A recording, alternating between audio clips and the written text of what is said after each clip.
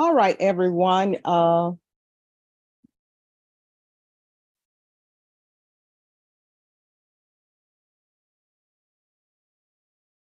happy Monday. It's a little bit overcast outside. Are we going to get some more rain? My grass is dead, but yeah. All right, I'm going to call the docket. When I call the docket, please let me know you are here. If you don't answer, I'm going to assume you're not here and a warrant may be issued for your arrest. In custody, we have Kathleen Segovia, Kent Yates, Jose Sanchez, Randy Lopez Benitez, Raymond Alejandro. Thank you. Anthony Miller. All right, everyone, just give me a moment.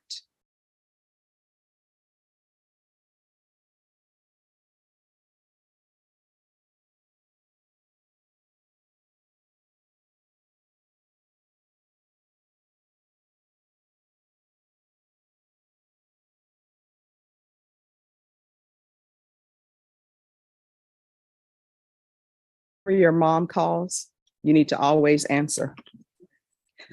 All right, Anthony Ray Miller. Thank you. Pete Garcia. Here you are. In custody, we have Uriah Huffman, Ron McKinney. Thank you. Stephen Acera. Thank you. In custody, we have Tyrone Eds, Lazaro Estrada Perez is in custody. Noah Moran. John Anthony Rodriguez. Carlton McMillan. Amanda Kristen.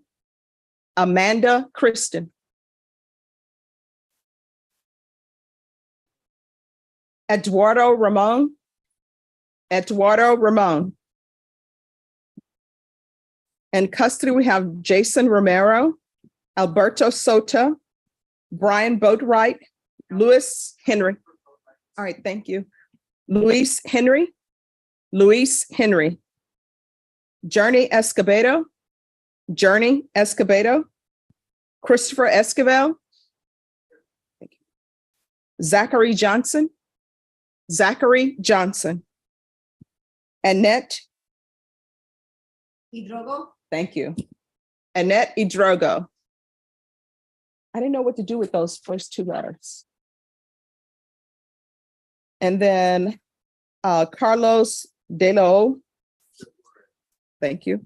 And in custody, we have Wardell Lemon and Manuel Rodriguez. Is there anyone whose name was not called? All right, what is your name? Myra what? Do you know who your attorney is? Do you know your case number or SID number? 994.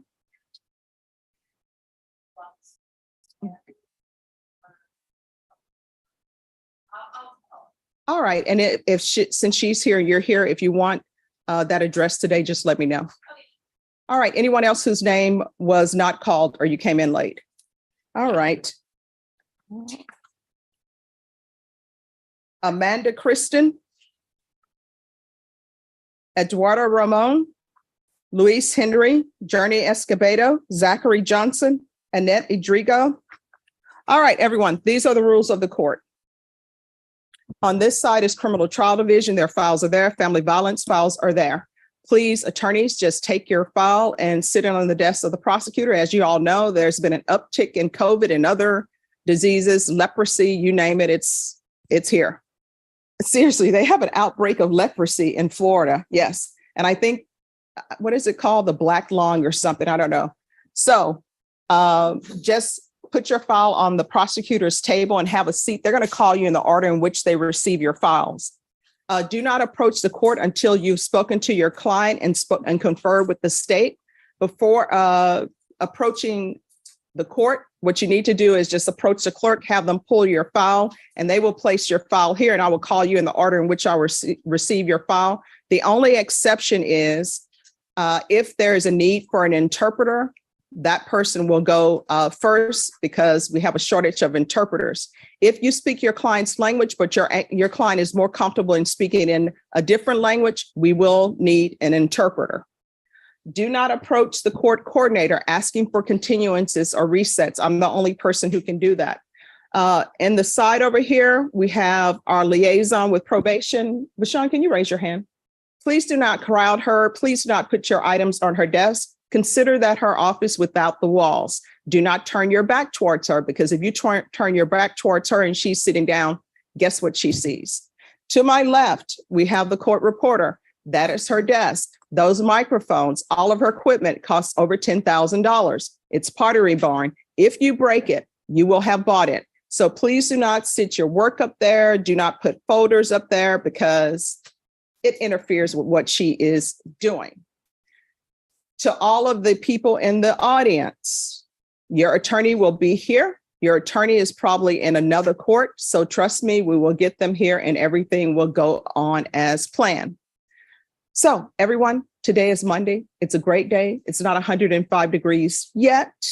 So please be kind to each other and confer. Thank you.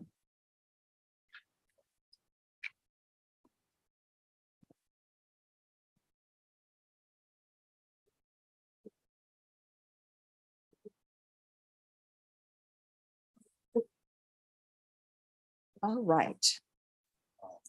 Carlos De Leon.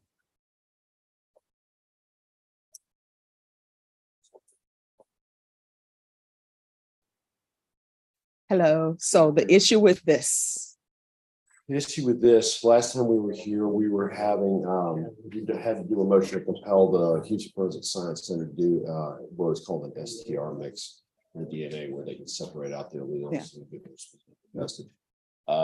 They kind of stonewalled and said we could do it in 2024. We convinced them to do it by September 1st. They have complied. I got a copy of their report on August 31st. I shared that with state. I think they should have got it too. I'm thinking maybe looking at Howard. Okay. So that's kind of where we are today. The only thing I don't have is kind of supporting documentation on that. I'm going to reach out to them and see if I can just get that without having to do a motion or something, and just see if they'll send that to me. And then I could have a meaningful conversation with my client. We'll figure out what we'll go from there. Okay. And state, where are you going from there? Well, right now, I think we'll talk to Mr. McLean, but I think we're just going to defer to him. But at this point, we have no agreements at all. Okay. So how is it looking? Because what I'm trying to figure out is, you say you need documentation, I guess, behind the science or something, or how they did things? Just, yeah, basically, you know, if they were interpreting the gas chromatography, you know, and making sure, I need to make sure that all the peaks are hitting where they're supposed to be hitting and all that good stuff. All right. So not to put anybody on the spot. Mhm. So is defense, is this the data that you've received? Is this what you thought it would be? Or is it something different? It is something different. All right. So state, I'm assuming you're going to stand your ground with what is. Correct, Your Honor. I mean, at this point, we'll look at the supporting documentation. We'll have a conversation with Mr. McLean. If he believes that it is what it purports to be, then I believe he'll have to talk with his client and there will be a resolution in this case. All right. So when will you have the supporting documentation? That I don't know. I literally got the report. I found it buried in an alternative email yesterday. And so I forwarded to my client's family, so they're kind of on the same page I am. I need to talk with my client who's at the opportunity unit. And so I've got a correspondence out to him. I'm thinking the way this case has been going, probably 60 days. Okay. So if we recall this for 60 days, will everything be solved by day 60? I hope so. It will depend a little bit on my client. All right. And have you, I guess you haven't called to see about getting the data yet? I literally got it last night. All right. Do you want to call them now to see when they will have the? I can check with them. All right. If you can check with them, then you can come back and I can give you all a date. That sounds good, Judge. All right. I'll check in. Raymond Alejandro.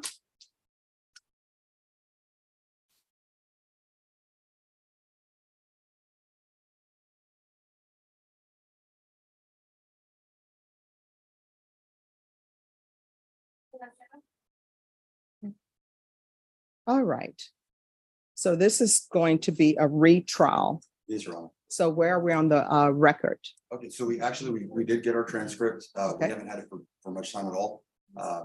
But we did get it. As far as that goes, if the court granted some time to, amply go through it and be prepared, a brief reset would be more than sufficient. But we are ready other than that. Okay. All right. And how long was the transcript? How many pages estimated? It was like, It was about exhibits, judges over 200 pages. Oh, that's not, okay. And Yeah, it I wasn't gave it to like- them for 6. Okay.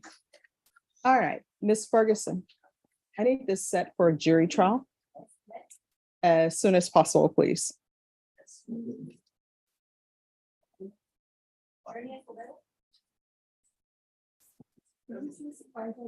This is Raymond Alejandro.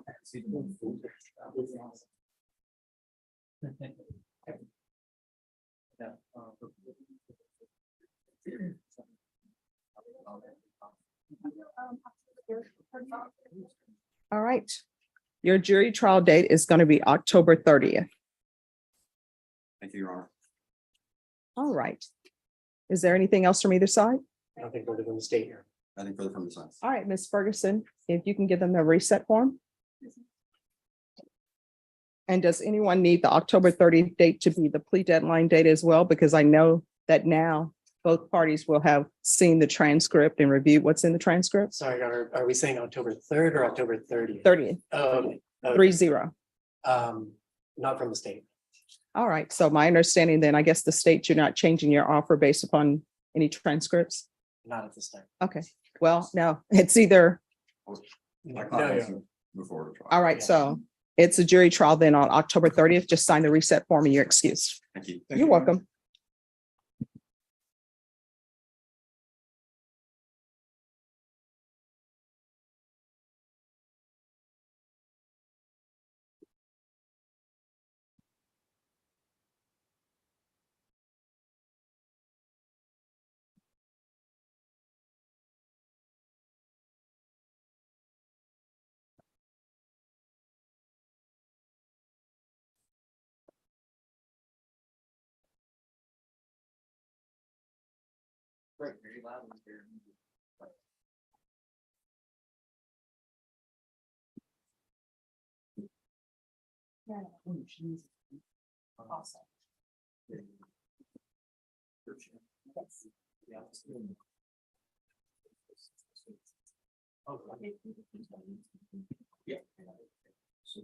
Yeah, right.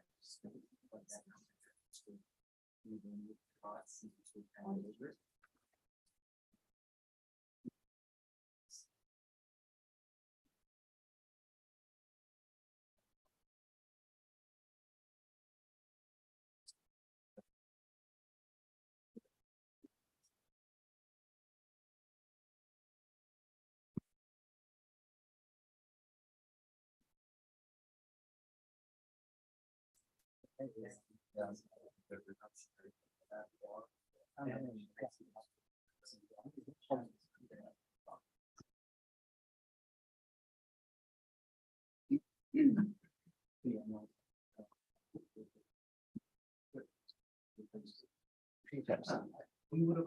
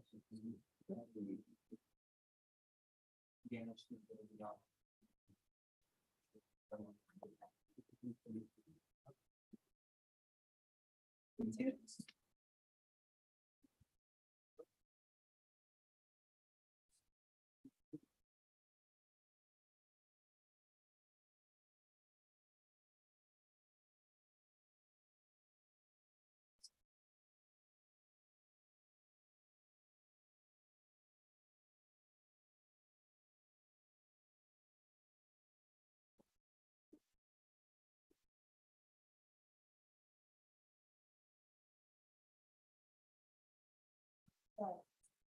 You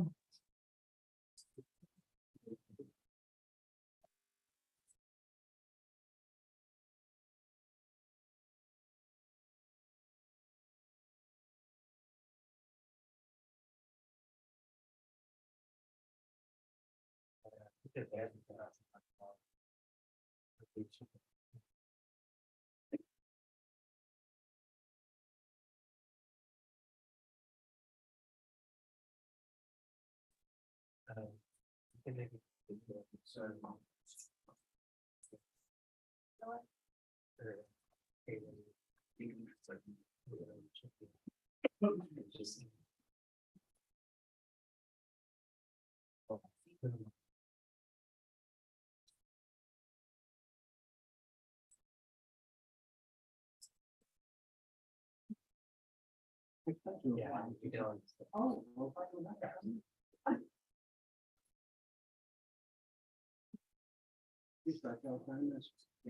I can imagine if anybody in custody could see me from this.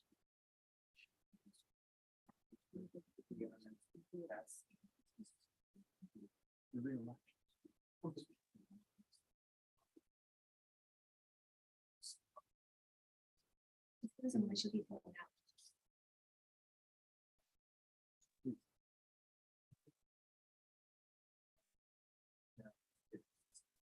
I was thinking of changing.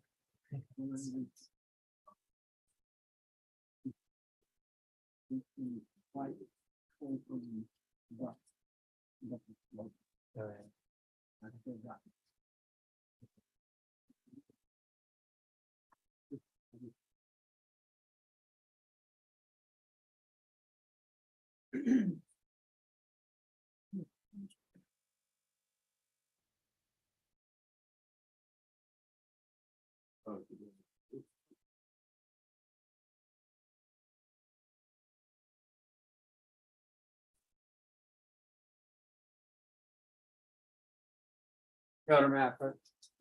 Just one moment, please.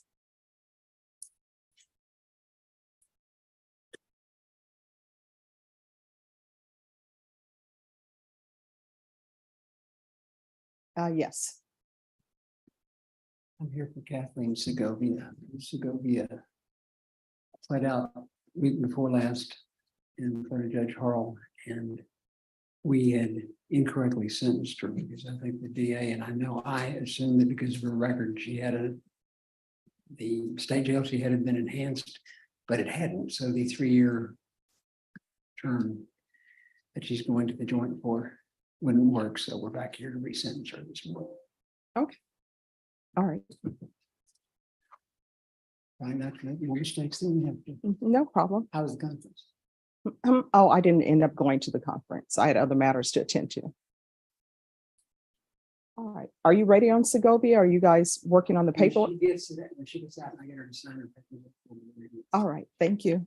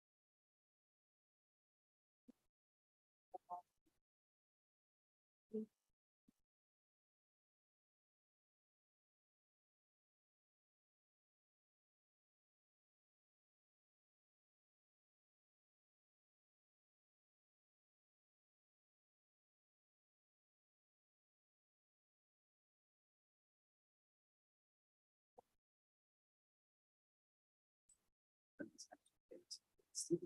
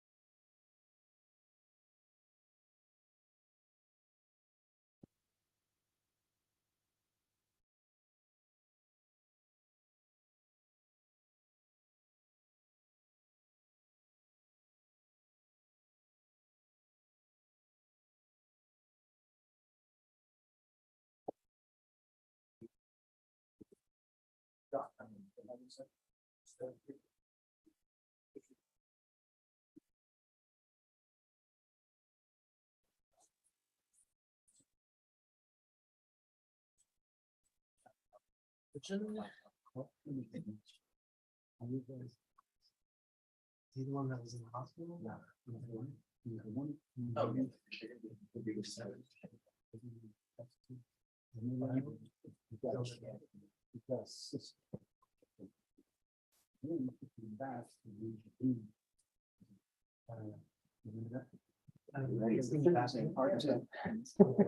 Yeah, well, we. Second.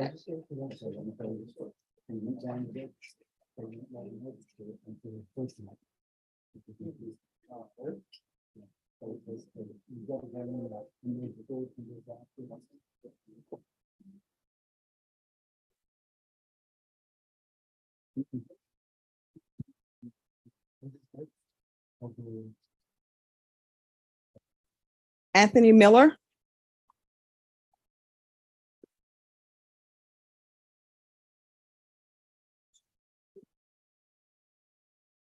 Yeah, set it so you can get registered. hello, good morning. So what are we here for today? I think we had a plea deadline date for today. It's a PTD status. He's Oh, been PTD. accepted. He has completed the contract and orientation last week. So we're just waiting for that to be sent over to the on this. Okay, My understanding is they're just a little bit behind. all right, Ms. Ferguson, can I have a reset date on Anthony Miller for PTD? All right, so we'll be back on October 16th. All right, and are you employed? Yes, ma'am. All right, if you want to, since everything has been signed, if you want to appear by Zoom, Okay. if you have a work day on that date, just let the court know and you can appear by Zoom. How do I contact the court? I'll take care of that. Okay, appreciate that. All right, is there anything else? No, Judge, thank you. All right, thank you. Once you get your reset form, you're excused.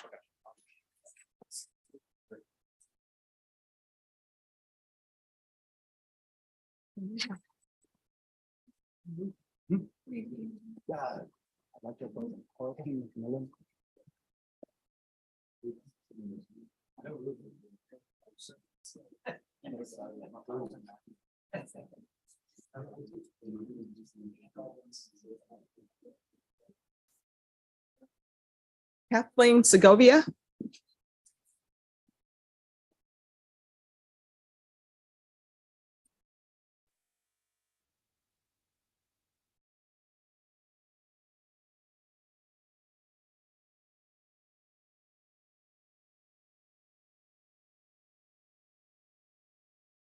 All right, the court is calling 2021 CR 0765W State of Texas versus Kathleen Segovia. Can I have parties announced for the record for the state? Hank Wilkins for the state, Your Honor. Defense? Bob Hicks, representing Kathleen Segovia. And are you Miss Segovia? Yes. All right, I see that a hearing was held by Judge Harrell on August 29th. And defense, it's the court's understanding that you're asking for a oral motion for a new trial. Is that correct? Yes, Your Honor, there was an error made. All right. Defense, do you have any objection to the oral motion for new trial? No, Your Honor, but to be, just let me make sure I have the cause numbers right, because she pled on two MTRs and one of them is okay. We don't want to change one of them. All right. But on the other one, so I just want to make sure I have the right cause numbers on the 0765W is correct. 0765W is the possession 1 to 4. Is that right? No. Oh. That's this.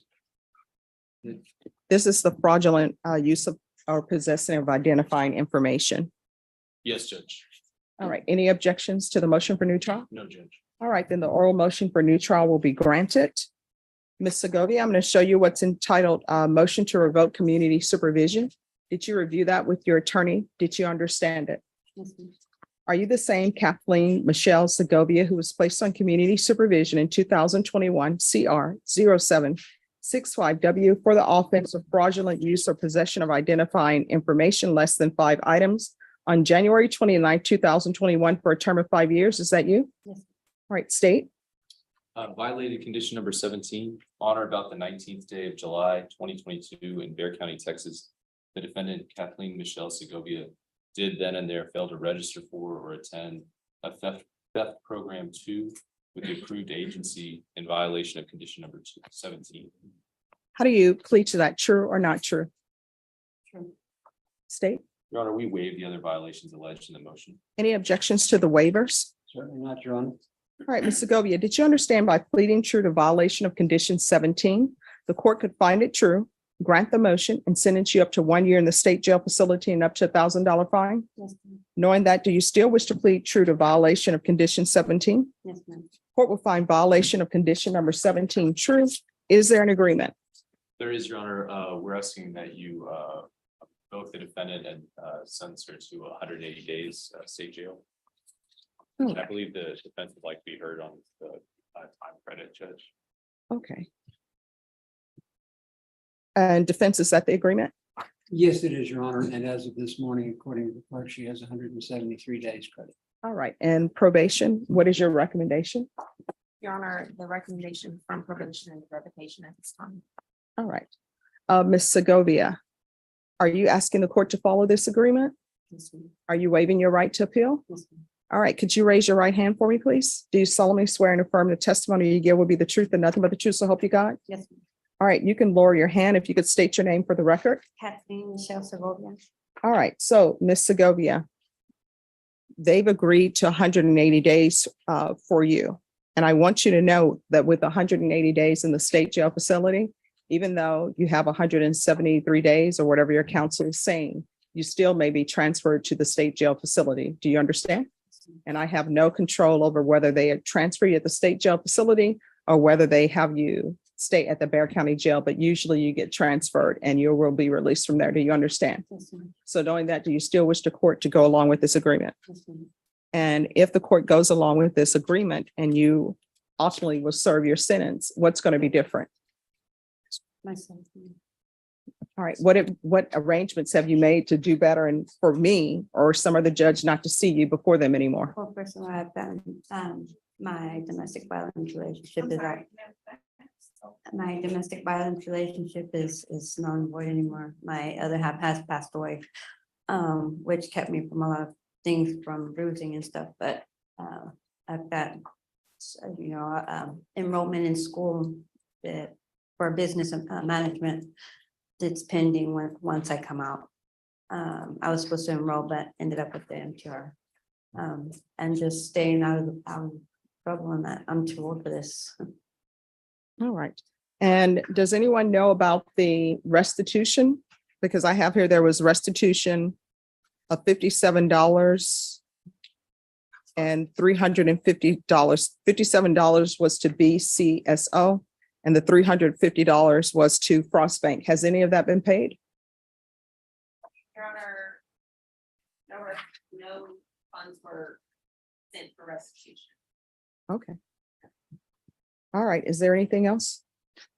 No, but in answer to your question about what's going to keep her out away from you, she does have 3 years to do in the Texas Department of Corrections. All right. And what cause number is that? It is 2020 CR 2613. All right. We'd appreciate it if you'd lend the sentences. Thank you. All right. The court will grant the motion. Sentence you to 1 year, 180 days. In the state jail facility. Give you credit for any time served. This is to run concurrent with 2020 CR 2613. There's to be restitution of $57 to BCSO and $350 to Frost Bank. And there's to be no contact with Jason Haas, HAASE. Is there anything else from either side with regards to sentencing? No, Your Honor. Nothing from the defense, Your Honor. I'm going to show you what's entitled Trial Court Certification of Defendants' Rights to Appeal. Did you review that document with your attorney? Did you understand it and did you sign it? Yes, ma'am. Right, because this is a plea bargain agreement, because I followed your plea bargain agreement and because you waived your right to appeal, you do not have the court's permission to appeal. Do you understand? Yes, ma'am. Because this is a felony conviction, you're not allowed to own or possess any weapons or ammunition. If you have a question over what a weapon or ammunition is, you'll need to speak to an attorney. Do you understand? Yes, ma'am. All right, we can go off the record. My understanding from both parties is that you are also going to TDC. I don't know your entire criminal history, but I do know if you're going to TDC, what that means is if you come back on another case, depending on what you may be charged with, that means that you would potentially be a repeater. Do you understand? Yes, ma'am. And with repeaters, what that means is whatever felony you pick up, whatever that range of punishment is, possibly with the exception of a state jail felony, it bumps it up 1 degree. So if you were charged with a 3rd-degree felony, the range of punishment is 2 to 10 years. But if you're charged as a repeater, that means that it's going to be 2 to 20. You understand? Yes, ma'am. All right. Good luck to you. Do better. Thank you. You're welcome. Thank you, Mr. Hicks. May I be excused? Yes. Thank you, Judge. You're welcome. Sorry about that. Oh, no problem.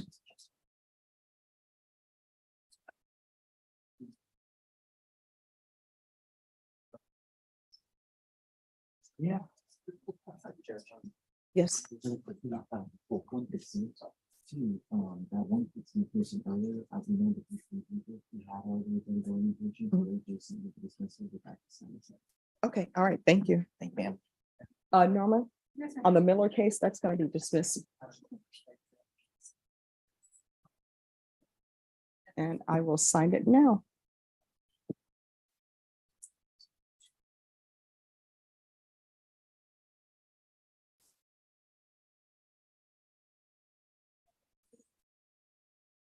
Caroline, can I see the file on Anthony Miller?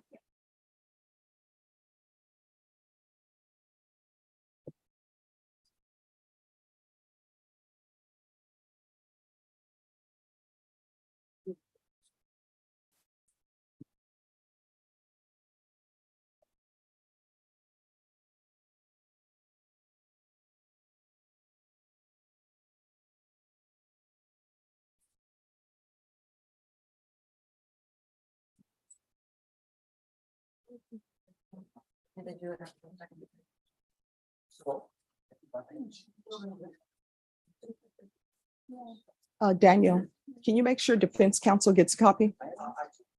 All right. All right, thank you. I've just signed it.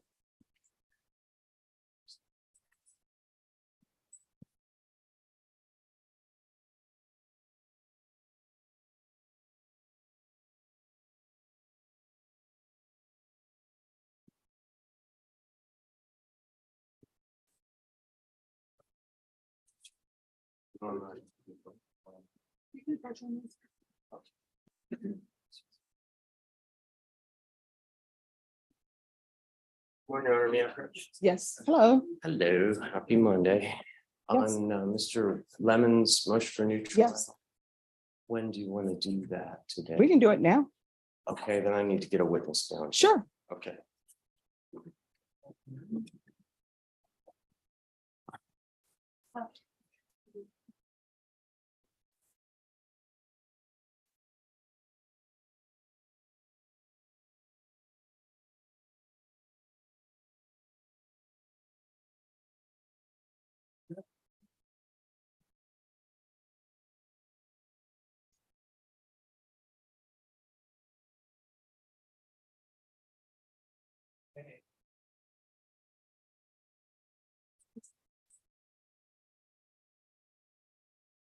Carlton Macmillan. Here, John. All right.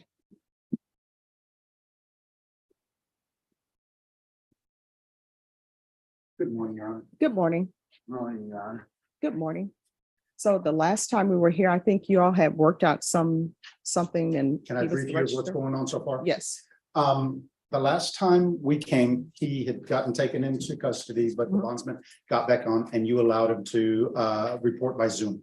Yes. It just so happened that Judge Angelini was on the bench and it kind of went haywire, but he gave us a reset. Okay. Mr. McMillan went down and the agreement that I have with the state is if he signs for registration, they will dismiss. Mhm. He went down to sign and they want him to sign within a window of his birthday. A little bit before, a little bit after, they wouldn't let him 30 sign. days before my birthday or 30 days after your birthday. And his birthday is October 29th, 28th. 28th, excuse me, Yes, sir. The state has no objection to a reset so that he can go ahead and register within that window, and then we'll go ahead and dismiss the case. once he does that. Okay, but I understand that they're doing that, but then he's not registered.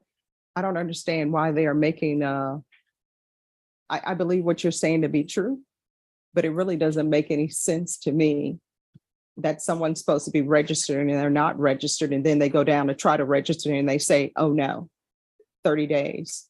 His So, sister flew down to help him do all that. I've been in constant contact with his sister that came down. so what, so they're just letting him wander about? What about? No, I'm speaking about the person he's supposed to register with. I'm in agreement with you, Your Honor. Yeah. I was surprised when they said that. Right. We jumped over some hoops. I mean, this is, you were out of Michigan, right? Yeah. Yeah. and So counsel, is there any way you can call where he's supposed to register at and call them and see if they can give you Can some? probation help him out? I mean, if they say, hey, we need to get this guy to register. I don't know. You can discuss it. Well, he's not on probation though. Correct. So there's really nothing they can, that's not in their purview. So if you can call the agency and tell them, get him some sort of documentation. Because I mean, to me, this, I understand with the birthday and when you're supposed to register as it relates to your birthday, but it makes no sense to me that he's out around and he's trying to register and they're saying, no, you need to come back on this specific date. So is there anybody you can call? And if they want me to call them, I will call them and say, hey, why do we just have somebody walking around who's trying to get registered and you're telling them come back on another day? Because honestly. I can't believe we went all the way down there and wouldn't let him register. So Yeah. So is there a number? you have a phone number of, I know I called down to get, they said he did sign in, but they couldn't release that to me. On a different client, I had to do an open records request to show that he went down to register and they wouldn't let him register. So I guess I can do the same thing with this one. Yeah. Yes, sir. Your Yes. Honor, according to what the guy told me, he says either 30 days before your birthday or 30 days after. Oh, no, your no. birthday. I believe what you're saying. I believe it's true. But to me, that red tape makes no sense because then we have somebody, we have somebody walking around who's trying to register, and it's against the law for them not to register, and you're not letting them register, saying it can happen in 30 days. So is there anyone who can call the location where he's supposed to register and talk to them and tell them to give him some documentation? Do we know of anybody done that? Who'd your sister talk to? What location did you try to register at? Here, No, I mean my sister, physical location. I registered here, and then when I was in Michigan. No, when you say here, where is here? Texas here. Where did she No, take no. you to go? Bear, huh? She wants the location. No, here in Bear County, were you at Oh, HEB? yeah. Where were you? That's on 9th Street, 9th Street. Okay. 9th. I've had some clients who've had trouble registering with that same thing on 9th Street. So is there a phone number? Who, for me, or 9th Street? For the 9th Street. 9th Street, you don't have it?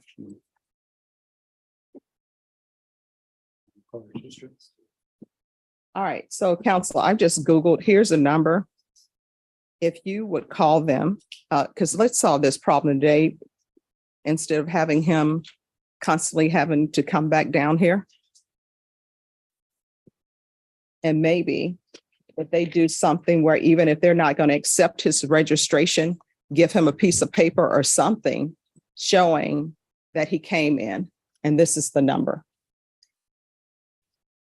And then just let the court know. And if I need to help facilitate that and nobody has any objection to me help facilitating that, then I will do that. Thank you. All right. So we're going to try to get this problem solved today so you don't have to come back down here. Okay, thank you, ma'am. All right. You're welcome. Thank you, Judge. We've excused for right now. Yes. Mr. McLean. Judge, I left a message over there. I've tried to get a live body, but I can't get anybody. So I just left a message showing kind of what I needed. So I'm at the court's discretion on what he said on that. All right. So what we'll do, Ms. Ferguson, on De La O, can you reset this for 30 days and we'll see about getting the information.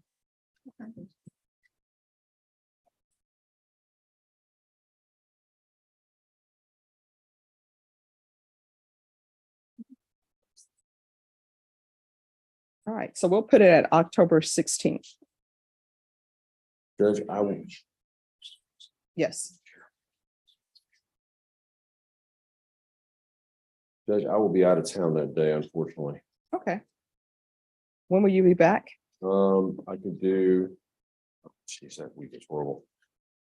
I've got a leadership conference at Galveston. Could we do?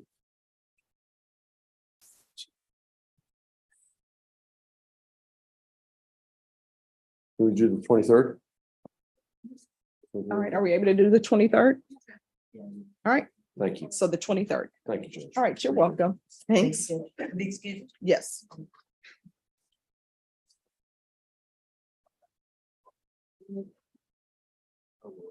Yeah.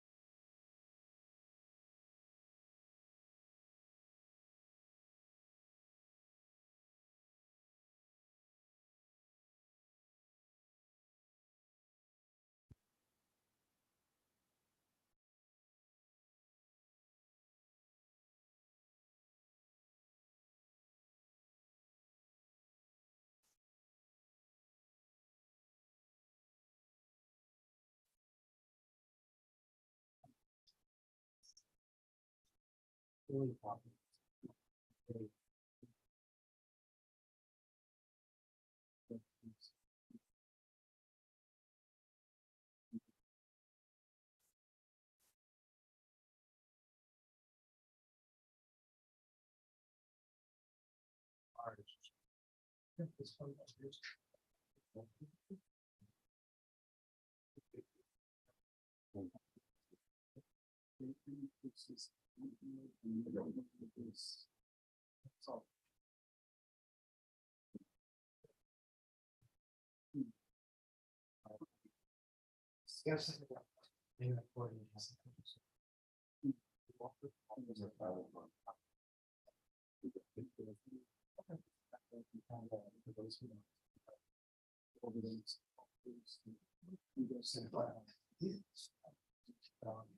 hear you.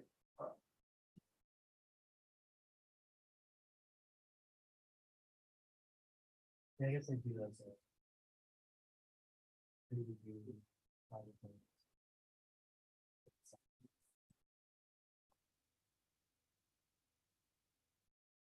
It's exciting.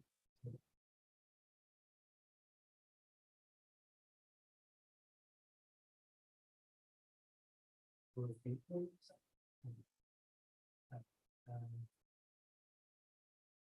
You know, longer for salary for the to give you three posts was.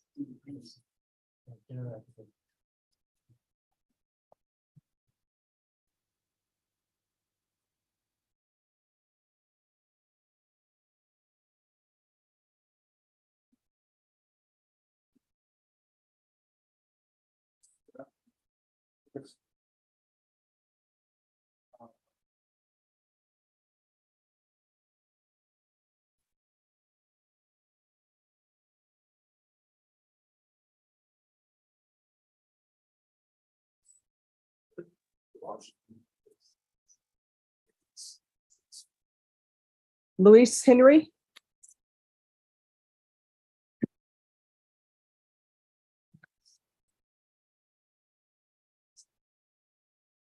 all right, hello.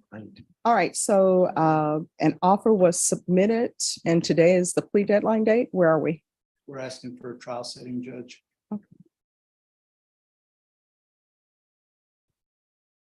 State, how long do you expect this trial to last? Including board hour, 2 days. All right, I would be surprised if it was that long. all right. Do you guys want to set this for tomorrow? I'd have to check to see if, but I mean, if you'd like to, Judge, just with the caveat that I don't know if the officers would be available since we don't have them on call right now. Okay, so what I'll do is I will put it on for tomorrow, but the state may not end up going on that day. Does everybody understand? And is everyone okay with that? If it turns out, Your Honor, that Jason finds out that he can't get his officer tomorrow, Mhm. can I have the court's permission for him or the court to contact me and I can contact Mr. Henry so that we don't have to be here? Yes. Thank you, ma'am. All right. So we'll recall it for tomorrow with the caveat that Mr. Henry may not actually go tomorrow because there are other cases that I can tell you that are on the docket ahead of your case. Yes, ma'am. Okay. All right, Ms. Ferguson, if you can give them a reset form. Yes.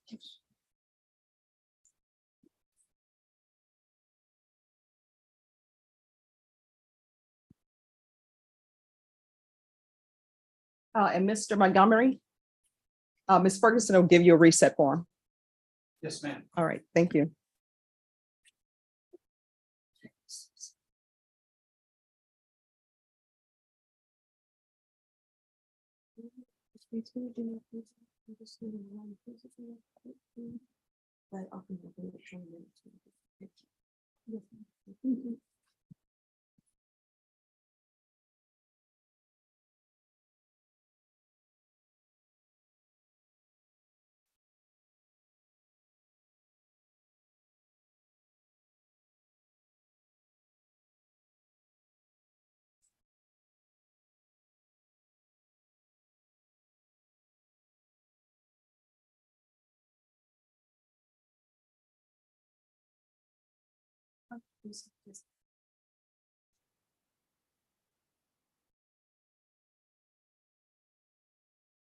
Amanda Kristen.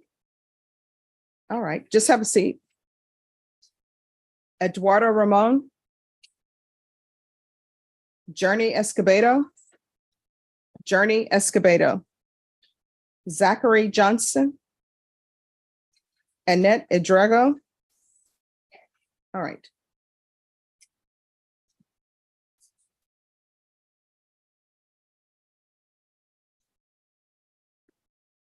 All right, I'm gonna take a short break.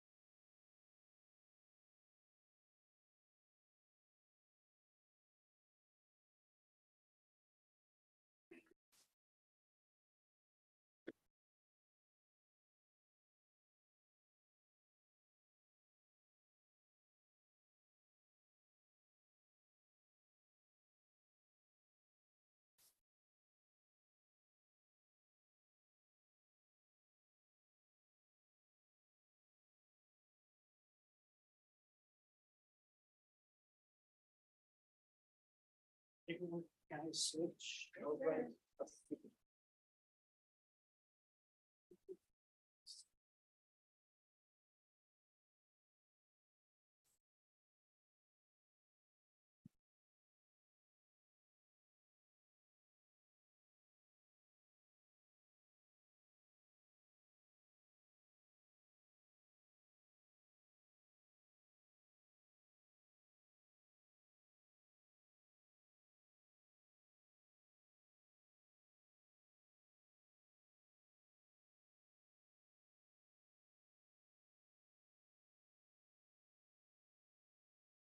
Digital middle.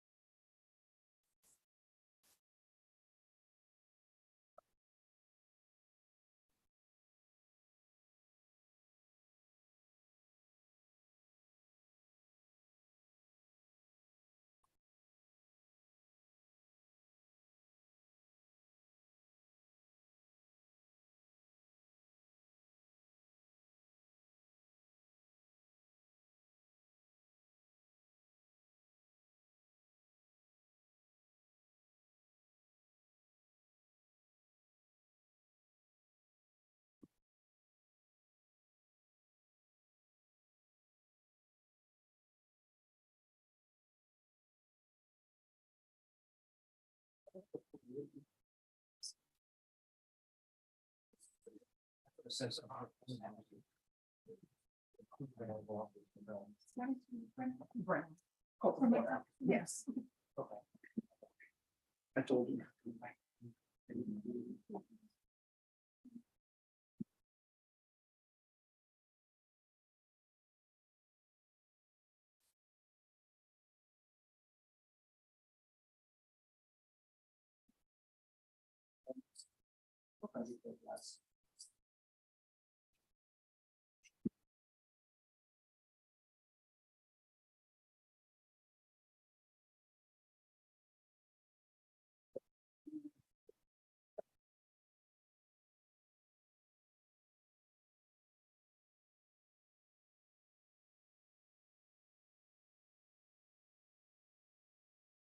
Morning, Judge. Good morning.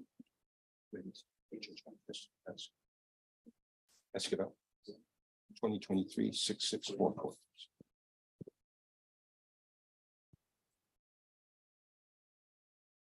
Everyone, the court is recessing at 12. Anything that is not taken care of will have to come back tomorrow.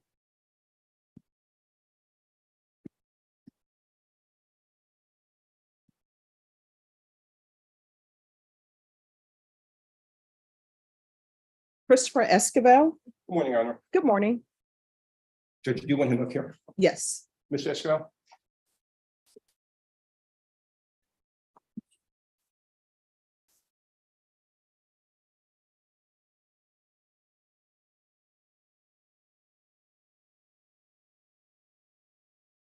So where are we on this case? Have you received all the discovery? At this point, I have, Your Honor. State was an offer tender. Yes, Your Honor. All right, Ms. Ferguson, reset this for plea deadline date in 3 weeks, please. It's Christopher Esquivel.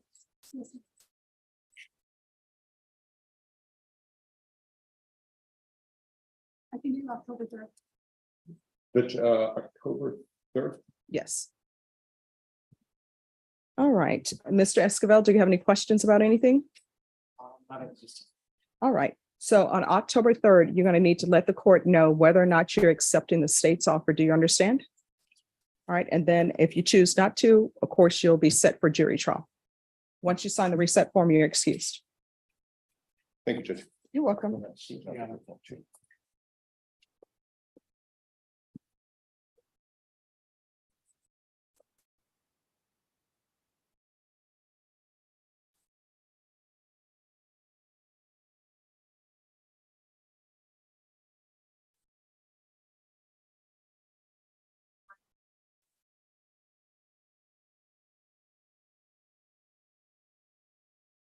Judge, do you know what Hilbig is doing nowadays? I have no idea. I don't know if he's visiting or what.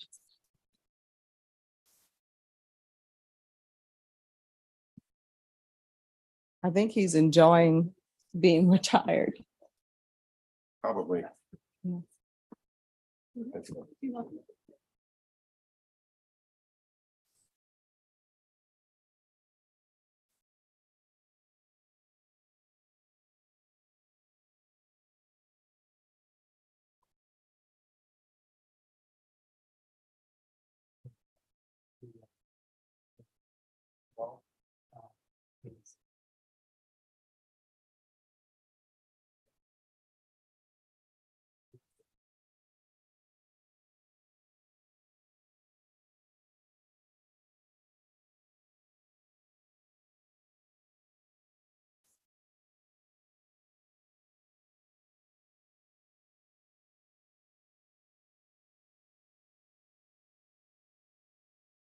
Thanks, man.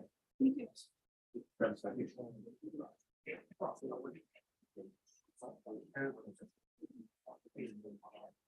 Oh, no, we love you. We have enough for this. Randy Lopez, Randy Benitez, Lopez Benitez. Pardon? Oh, yeah, he will.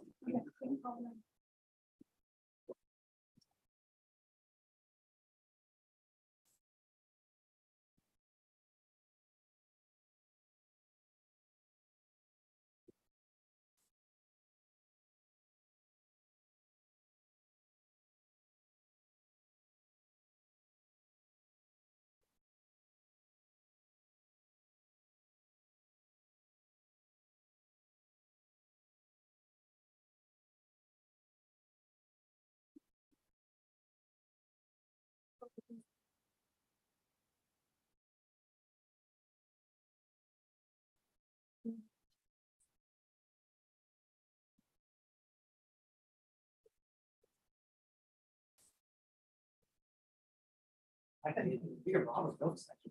Yeah.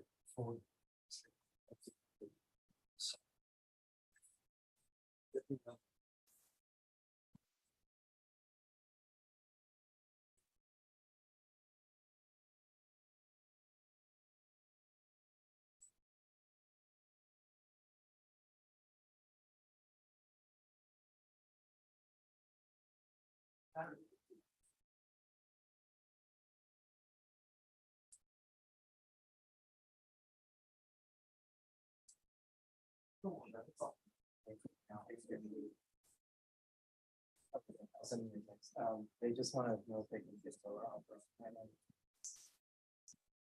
The current offers like capital. Okay.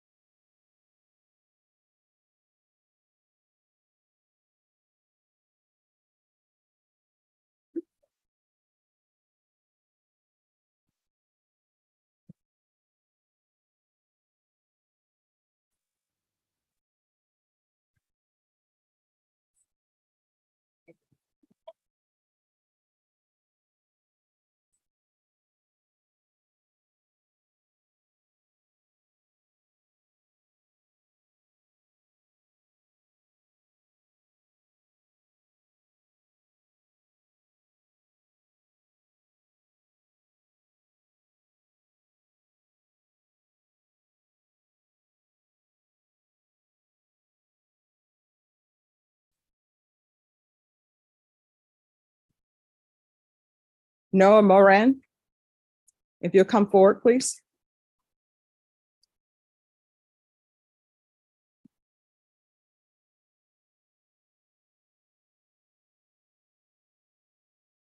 Hello.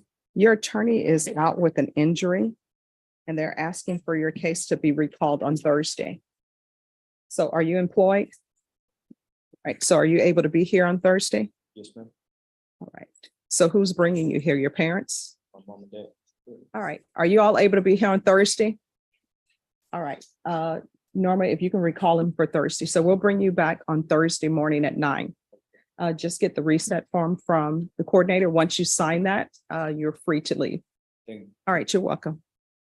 He's going to be back on Thursday and he's going to sign a reset form. And so make sure he's back here on Thursday at 9 a.m.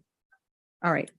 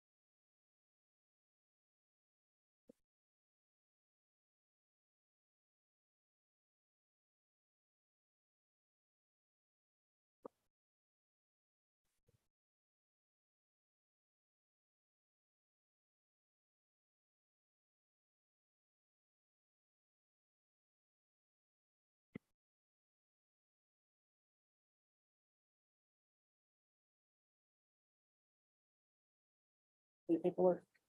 Thank you. All right. Thank you, Bashan.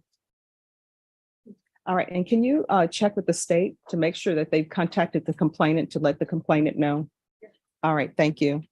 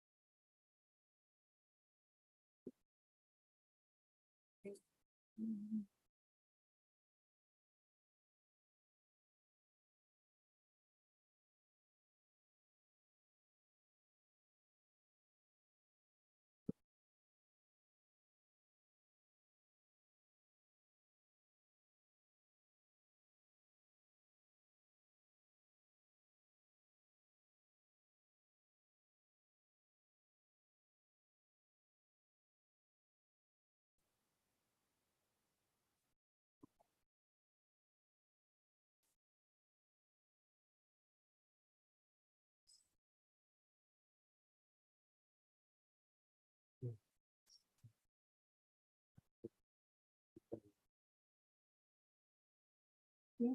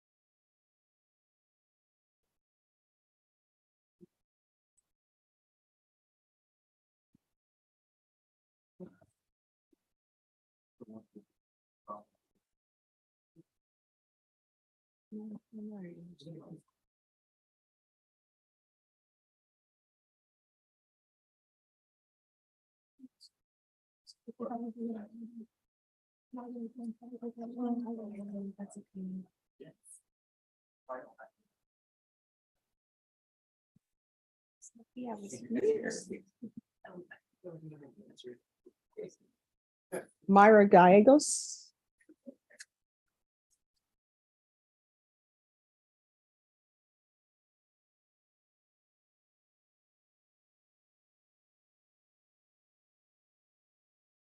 All right, so where are we on this case?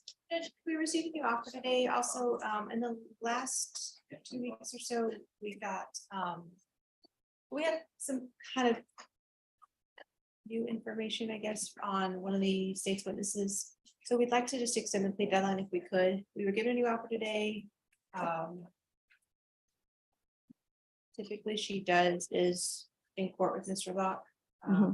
So I'd just like an opportunity to extend that plea deadline so that she can confer with him, so she's comfortable, and having all of her questions answered. And hear her. How much time are you asking for? 3 or 4 weeks, Judge, if that's okay.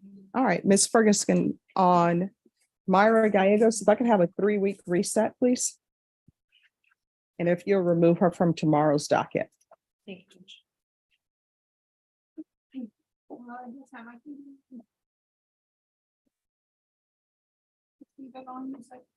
Yes.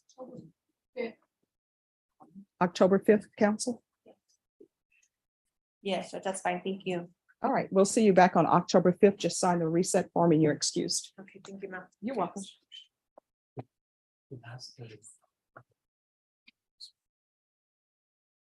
Who's here on Brian Boatwright?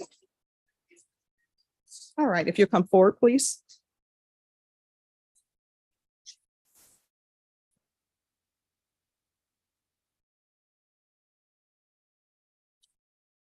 Make sure you speak loud with Judge.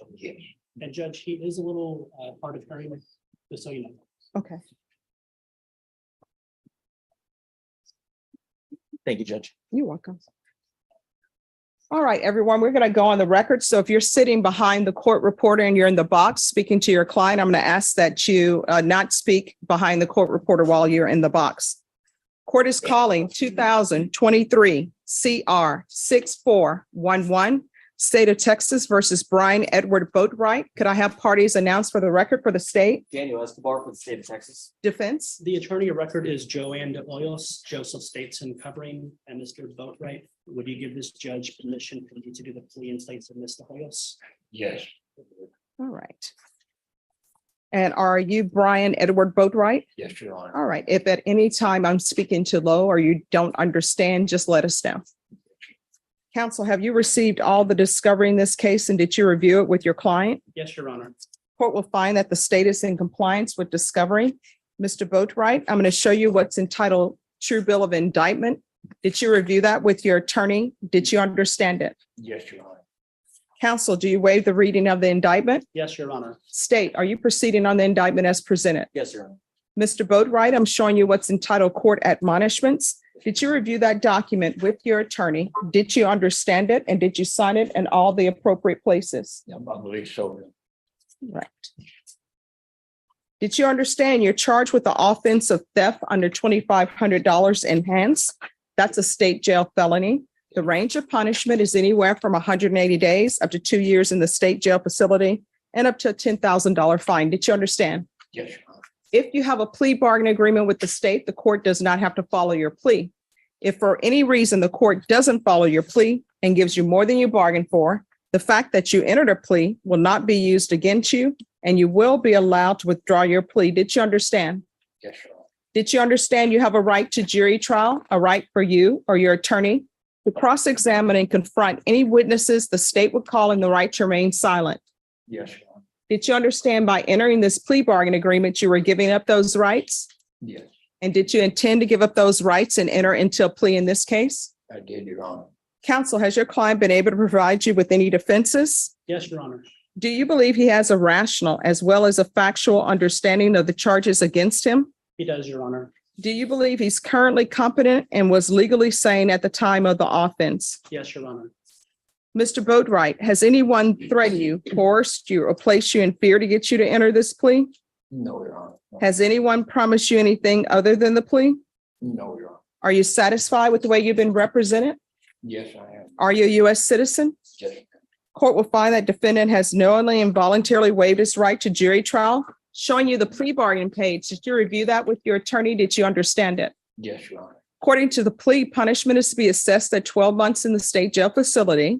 There are no applications, and this is to run concurrent with night mag number 723414. Did you understand that to be the plea? Yes, Your Honor. Defense? I believe it's the punishment to be assessed at a cap of 12. We're going to you for cap of 12. A cap of 12 months. Did you understand? Yes, Your Honor. All right. And state, is that the plea? Yes, Your Honor. Defense, is that the plea? Yes, Your Honor. Showing you the waiver of appeal paragraph. Did you review that paragraph with your attorney? Did you understand it? And did you sign it in both places? I believe so. Did you understand by signing that you're waiving your right to appeal? The only items that can be appealed are written pretrial motions that have been filed, heard, and ruled upon by the court. Did you understand? Yes, Your Honor.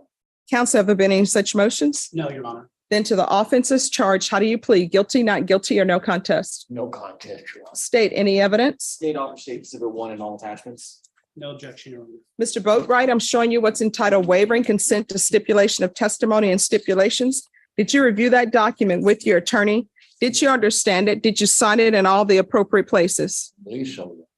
Again, did you understand you have a right to jury trial, a right for you or your attorney to cross-examine and confront any witnesses the state would call and the right to remain silent? Yes, Your Honor. Did you understand by entering this plea bargain agreement, the state will be presenting evidence in the form of witnesses' statements and police reports, but most importantly, there will be no live testimony. Did you understand? Yes. Court will find that defendant has knowingly and voluntarily waived and consented to stipulation of testimony and stipulations.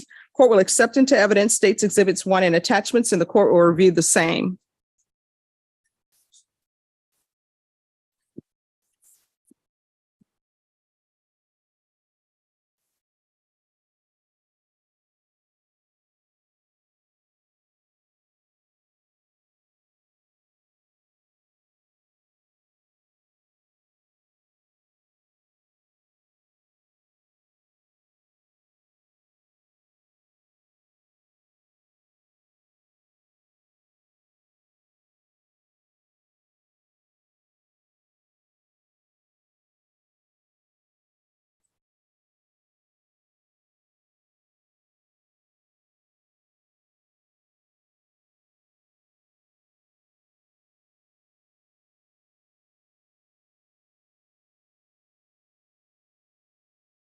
All right, after reviewing states exhibits 1 and attachments, court will find there is sufficient evidence to find you guilty, and the court will find you guilty.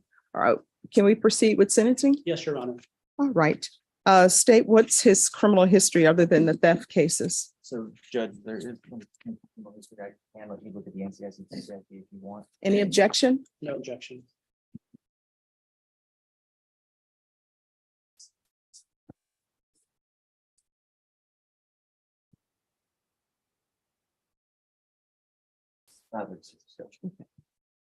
Thank you.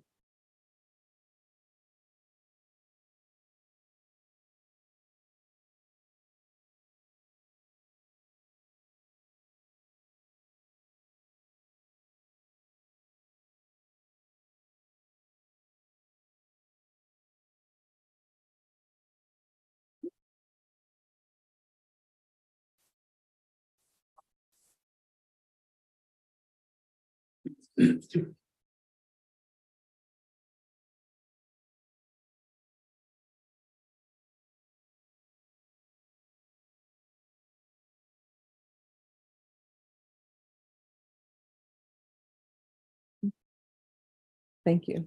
I apologize, there happened to be this today. It's just basic information, I think one case. Okay. All right, thank you.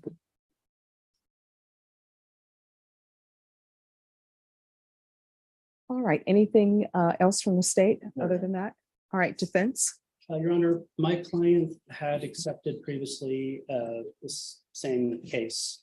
I went to state jail facility for 6 months, negotiating with the state. We got agreement to ask you to do a cap of 12, where you would decide 6 months to 12 months. Mhm. He knows that he had a 1244A in the past. He's done 6 months. He's homeless. He phrases it as chronic homeless. He has no family here. He was staying at Haven for Hope before this happened. He got hungry. He had an altercation. It's not an incident where he left Haven for Hope. He didn't want to cause a scene. He didn't want to retaliate back. He left. Didn't have money. Got a hot dog at Walmart, and he was asking for 10 months, and we're asking something lower than 12. All right. So why does he keep, I mean, I understand, I read the report and I understand it's you're stealing food. All right. And I'm sympathetic and empathetic to the fact that you're homeless and you're hungry.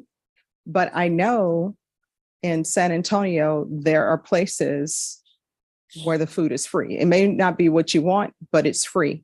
So I don't understand. And I looked at your criminal history. So your criminal history is extensive. And so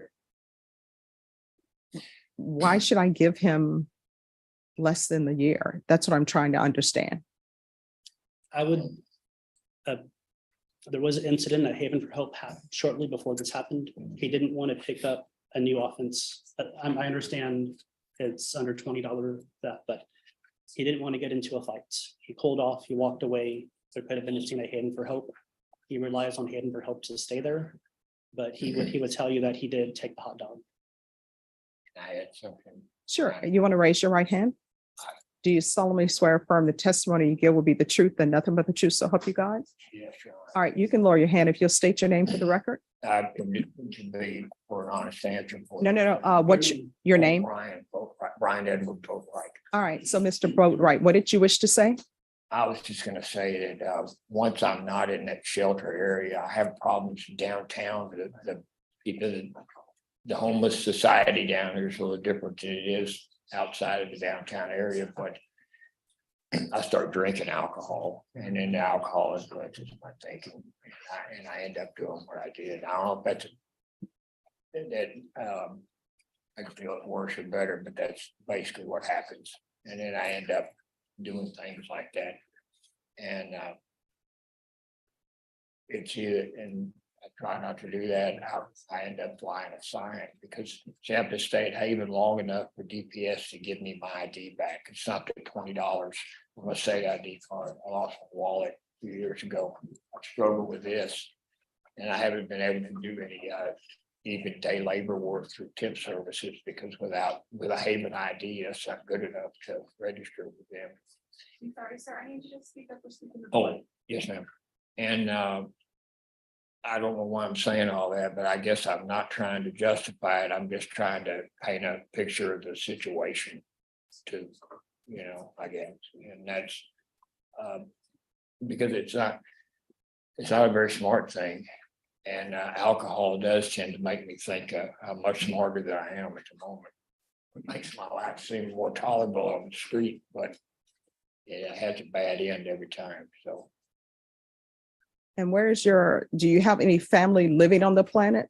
I have a brother and I just don't really, we're not enemies, but I'll leave him alone because his wife's not comfortable around me. He's got a second wife and I just kind of avoid him. I see him once in a while. And he had tried to help get it set up before for me to live at the Salvation Army on Nolan Street where I used to stay. With just my Haven ID at first, living upstairs where you pay by the month. And then I could get all my ID back and get my Social Security retirement started, which wouldn't be a lot, but it would cover living there. And I like that Salvation Army. And what was your prior occupation or what did you do? Well, I've done a lot of labor work, but I used to work with petroleum attorneys and petroleum landman and did title work for oil companies. And that was the main thing that I did, and what my brother does. He's in a more professional bracket. I was never very stable with anything I did in life, and I've had these recurring issues with alcohol for years. So how are you planning on handling your alcohol issues? Because otherwise, look, whether I give you 12 months or 10 months, at some point in time, you're going to be out of custody. Right. Yes, ma'am. And you're going to be back out in the free world. I know. So what are your plans? I always have these plans, but it's not that I don't have plans, but I end up. No follow through? Become a chronic failure, and I think it's somewhere along the line, I might have given up more than I thought I did. And How old are you? 68, and All I right. thought when I went back to Haven for Hope, I was determined that I was going to stay no matter what. And there's a lot of angry people there. And I'm not a person who likes confrontation. Are you originally from San Antonio? No, ma'am, I'm from Midland, Odessa. All right. So are you planning on going back to Midland or no? What I really thought about doing was when the state jail term is up, they will give you a bus ticket anywhere within the state. And I thought about going to El Paso and going over to making my way over to Tucson because I like Arizona. Well, here's the thing. Yes, they give you a bus ticket to anywhere, but if you're getting a bus ticket and you're going somewhere and there's no plan in place.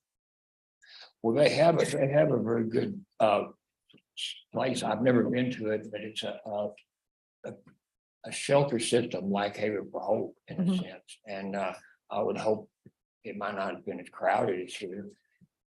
Just going somewhere different doesn't solve my problems, but it might be it might be good. I don't know. When they have a place called Primavera Center, which is well known, like Haven for Hope, we're having a complete. If can You know, make it- there was a comedian, and I think he's since passed, but the first time I heard him and my mom heard him, we thought he was hilarious because he was pretty deadpan. And he told this joke, and his joke was, no matter where you go, there you are. So it's wherever you go, your problems that you had before are still going to be there. You can't outrun problems. Check. All right, any questions? No, you're. No, you wouldn't. All right, Mr. Boatwright, I'm going to sentence you to 10 months in the state jail facility. I'll give you credit for any time served. Taking consideration NIMAG number 723414, and as previously stated, the court is finding you guilty. I can ask that you be placed in the therapeutic community while you're there.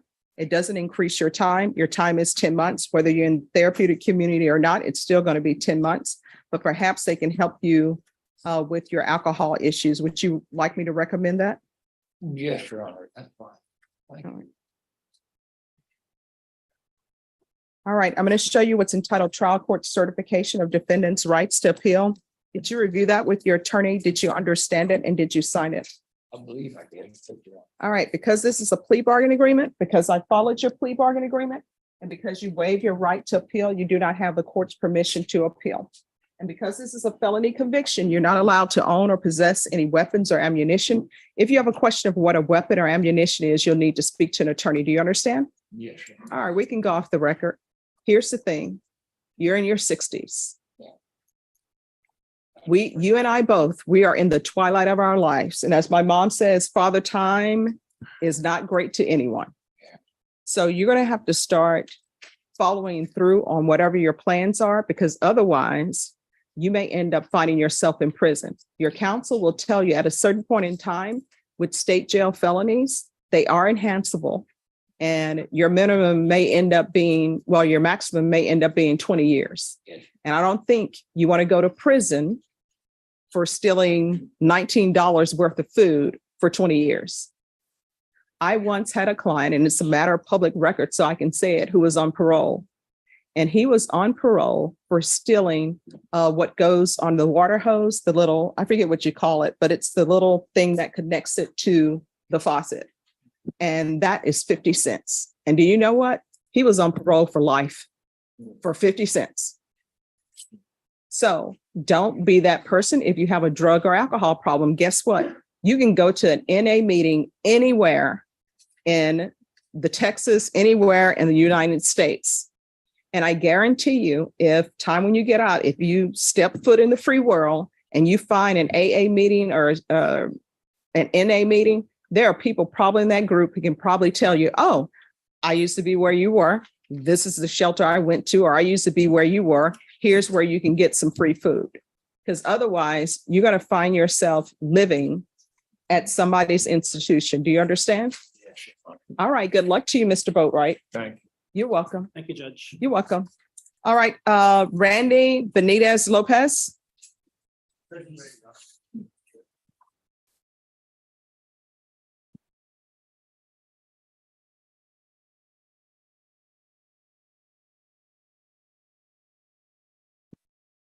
Hi. Good morning. All right, so we were here previously for a plea deadline date. So where are we on the plea deadline date? The state has offered us a plea bargain, and my client has rejected it. I've communicated to him, Judge, he's rejected it. It was an offer of, Oh, I don't need to know what the offer was, but it's been rejected. yes, Judge. And I believe there's some discovery that we need also. So Judge, on the state's end, we've sent in several interviews for transcription and translation. Right now, I think we sent those in about 2 weeks ago. I just emailed to see if there's ETA on when those will be complete. All right, and so transcription of his interview or? And co-defendants, Judge. All right, and these are all in Spanish? Yes, Your Honor. All right, in defense, you speak Spanish fluently? I do, Your Honor, All right. but I still like to see what they say. No, I understand that, but I just wanted to make sure that you had the information and you were able to listen to it. Yes, All right. So the plea deadline date then has expired. counsel, if you were not a Spanish speaker, then of course I would extend it because of that issue. All right. How long do we expect this jury trial to last? I'd say 3 or 4 days, Judge. There's quite a few witnesses. All right, Ms. Ferguson, I need a jury trial date for this case and its criminal trial division. No, I've asked for an update or an ETA on when it would be completed, but no one's gotten back to me just yet. Okay. Just still give me the jury trial date. All right. October 10th is going to be your jury trial date. And has he already spoken to immigration attorney? He was supposed to, Judge. I'm not sure if he has. I haven't had anything that indicates that he has. We requested that way back. Yes. Mr. Lopez, have you spoken to an immigration attorney? No. All right, Norma, can you make sure an immigration attorney is appointed for him?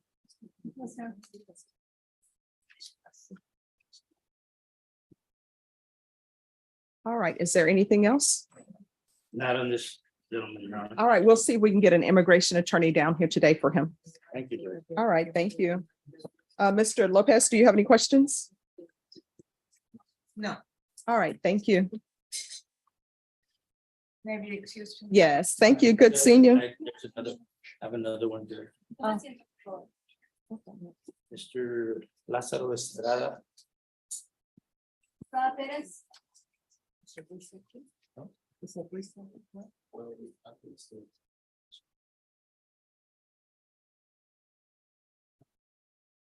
All right, once I have the file, we'll go with it. What's your case? It's Lázaro Estrada Perez, Judge, 23 CR 2764 E. Okay. All right, thank you. I want the immigration attorney appointed back. It was the public defender's office back in February. All right, can you call them? Because he said he hasn't seen them. And I'll make sure. All right, thank you. I'll talk to Sarah. Thank you. And we're probably gonna need one for Mr. Lázaro Estrada also, Judge. All right, so on this one, at first there was an issue with the feds. So the feds, I'm assuming, are not picking this up. No, they aren't, Judge. All right. So then we had the plea deadline date. And Judge, the only thing, it's similar to the last case. It's a couple of interviews that were translated. It was by TPS. They weren't certified. So then we're working on getting those interviews certified. All right. It's his own statement plus co-defendants. I've been having trouble on the discovery on this gentleman, Judge, with all the other two cases that I have. All right. So have you seen the transcripts that the No. state is speaking of? And with other defendants in the other co-defendants in these cases, we've had them come in and give us hard drives so that we can upload all the discovery, just because it is a substantial amount of discovery. And I could go with the MAC to get that done, Judge, but they've done that before. Okay. And Mr. Estrada, have you spoken to an immigration attorney? No. All right, Norma, make sure an immigration attorney comes down to speak to him. Yes, ma'am. And one was appointed already. Okay.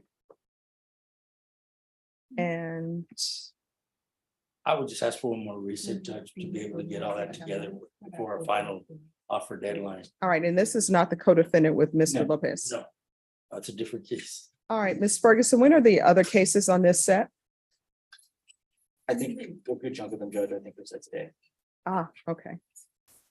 All right, Ms. Ferguson, on this case, give me a 30-day reset, and that will be your final plea deadline date. And after that, it's going to be a jury trial. Thank you. The other ones are set on September 21st. Oh, my mistake, sorry. All right, so we'll put it on September 21st. Okay, Judge. Thank you. Mr. Estrada, is there anything else? No. All right, and we'll see why immigration attorney hasn't spoken to him. Thank you, Judge. Thank you. Maybe excuse her. Yes, thank you.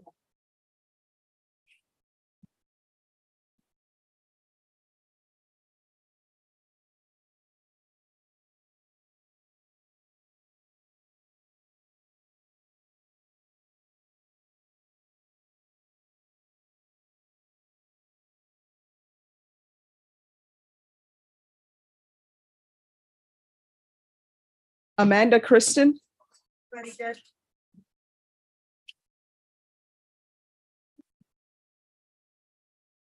and probation. This is an application. So, hi. Hi, why were you late this morning? As I went down to the cafeteria to get something to drink. All right, you can't be late for court, okay? All right, court is calling 2023 CR 4419, State of Texas versus Amanda Christian. Can I have parties announced for the record for the state? Ruben Rivera for the state. Defense. Grammar for Ms. Kristan. And are you Ms. Christin? Counsel, have you received all the discovery and did you review it with your client? I have. Court will find that the state is in compliance with discovery. Ms. Christin, I'm showing you what's entitled Application for Deferred Adjudication or Community Supervision. Did you review that with your attorney? Did you understand it and did you sign it? Yes. Showing you what's entitled True Bill of Indictment. Did you review that with your attorney? Did you understand it? Yes. Counsel, do you waive the reading of the indictment? Yes, Judge. State, are you proceeding on the indictment as presented? We are, Your Honor. Ms. Christin, I'm showing you what's entitled Court Admonishments and Defendants Waivers and Affidavit of Admonitions. Did you review that document with your attorney? Did you understand it? Did you sign it in all the appropriate places? Yes, ma'am. Did you understand you're charged with the offense of aggravated assault with a deadly weapon? That is a second-degree felony. The range of punishment is anywhere from 2 to 20 years in prison and up to a $10,000 fine. Did you understand? If you have a plea bargain agreement with the state, the court does not have to follow your plea. If for any reason the court doesn't follow your plea and gives you more than you bargained for, the fact that you entered a plea will not be used against you and you will be allowed to withdraw your plea. Did you understand? Yes. Did you understand you have a right to jury trial, a right for you or your attorney to cross-examine and confront any witnesses the state would call and the right to remain silent? Did you understand by entering this plea bargain agreement, you were giving up those rights? Yes, ma'am. Did you intend to give up those rights and enter into a plea in this case? Yes. Did you understand if the court were to grant your application for deferred adjudication, if for any reason your deferred adjudication were revoked, the court could find you guilty and sentence you up to 20 years in prison and up to $10,000 fine? Yes, ma'am. Counsel, has your client been able to provide you with any defenses? She has. Do you believe she has a rational as well as a factual understanding of the charges against her? She does. Do you believe she's currently competent and was legally sane at the time of the offense? She is. Ms. Christin, has anyone threatened you, coerced you, or placed you in fear to get you to enter this plea? No, ma'am. Has anyone promised you anything other than the plea? No, ma'am. Are you satisfied with the way you've been represented? Yes, ma'am. Are you a U.S. citizen? Yes. Court will find that defendant has knowingly and voluntarily waived her right to jury trial. Showing you the plea bargain page, did you review that with your attorney? Did you understand it? Yes. According to the plea, punishments be assessed at a cap of 6 years in the prison. There's an affirmative finding of deadly weapon. The state is silent on your application. This is to run concurrent with 2023 CR 4420. Your Honor, that should be, it might have been a mistake on my end. It should be, that second case number should be taken into consideration. That is correct, Judge. And I did admonish her to that would be dismissed at the sentencing. I did not notice that it said concurrent with that. Then this will run, then what will be taken into consideration is 2023 CR 4420. There's to be an affirmative finding of family violence, no contact with Enrique Amuda and Rosa Muda. Could you all initial, please? Did you understand with an affirmative finding of family violence, you're not allowed to own or possess any weapons or ammunition? Yes, ma'am. Did you understand with an affirmative finding of family violence, you're not allowed to be designated as primary custodial parent? Yes. Did you understand that to be the plea? Defense, is that the plea? Yes, Judge. State, is that the plea? Yes, Your Honor. Showing you the waiver of appeal paragraph. Did you review that paragraph with your attorney? Did you understand it? Did you sign it in both places? Yes, ma'am. Did you understand by signing that you're waiving your right to appeal? The only items that can be appealed are written pretrial motions that have been filed, heard, and ruled upon by the court. Did you understand? Yes. Counsel, have there been any such motions? There's not. Then to the offenses charged, how do you plead? Guilty, not guilty, or no contest? Yes, no contest. No contest, ma'am. State, any evidence? State offers State's Exhibit 1 and all of its attachments. No objection. Showing you what's entitled waiver and consent to stipulation of testimony and stipulations. Did you review this with your attorney? Did you understand it? Did you sign it in all the appropriate places? Yes, ma'am. Again, did you understand you have a right to jury trial, a right for you or your attorney to cross-examine and confront any witnesses the state would call in the right to remain silent? Oh, yes, ma'am. Did you understand that today the state will be presenting evidence in the form of witnesses' statements and police reports, but most importantly, there will be no live testimony? Did you understand? Yes. Court will find that defendant has knowingly and voluntarily waived and consented to stipulation of testimony and stipulations. Court will accept into evidence states exhibits 1 and attachments and review the same.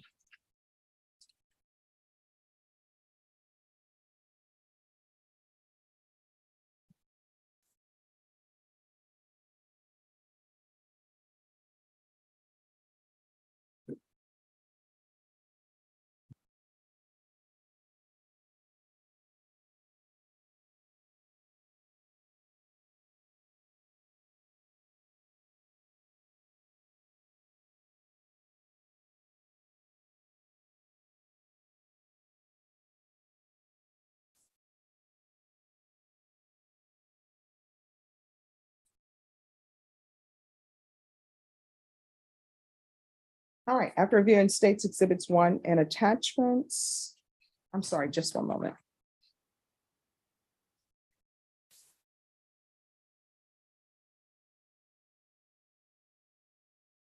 All right, after reviewing states exhibits 1 and attachments, the court will find there is sufficient evidence to find you guilty. The court will defer finding you guilty as you've applied for deferred adjudication.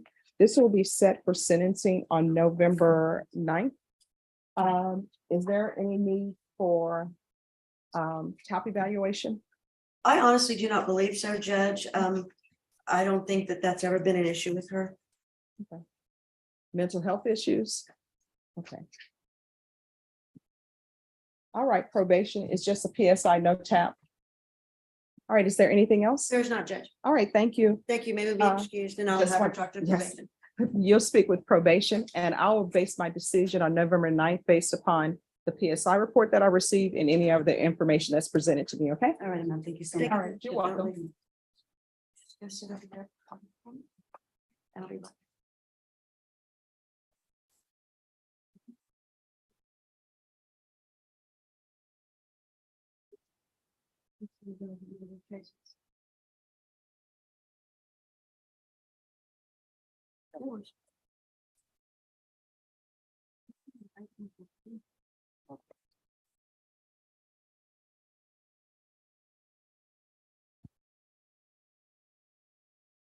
All right. Ron McKinney, if you come forward, please.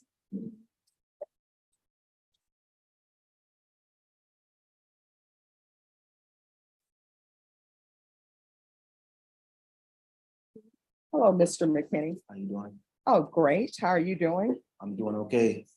All right, your attorney's on vacation, Yes, ma'am. and I always say it's good to allow people to have their vacation so they'll be refreshed and prepared to go on your case. Mhm. All right, so we're gonna recall you for September 25th. Are you employed? I do odd jobs, grass cutting and things of that nature. Okay, I can be here on the 25th. all right. I just want to make sure that's a good day for you. So we'll bring you back on the September 25th. All right.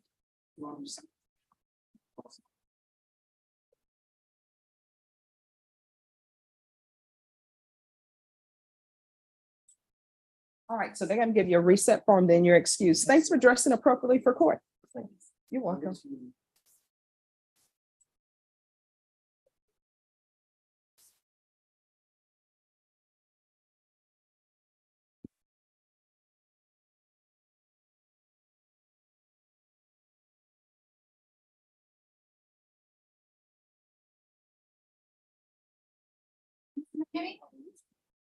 Tyrone Eds.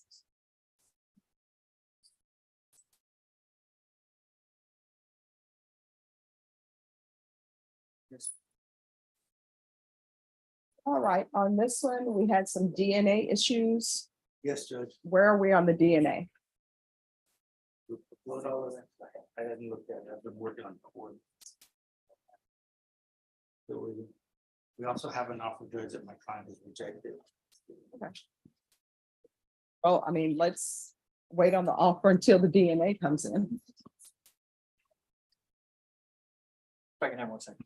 Sure.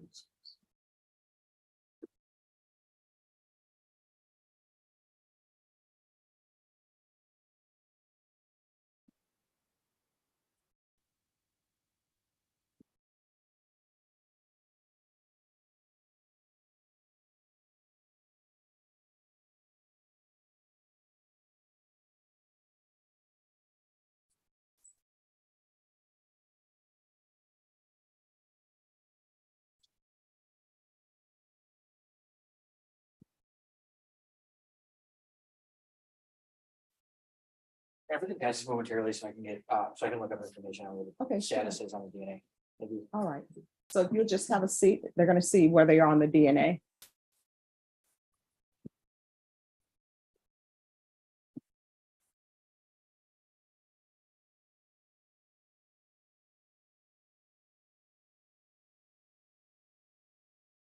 Halton McMillan. Halton McMillan. Zachary Johnson.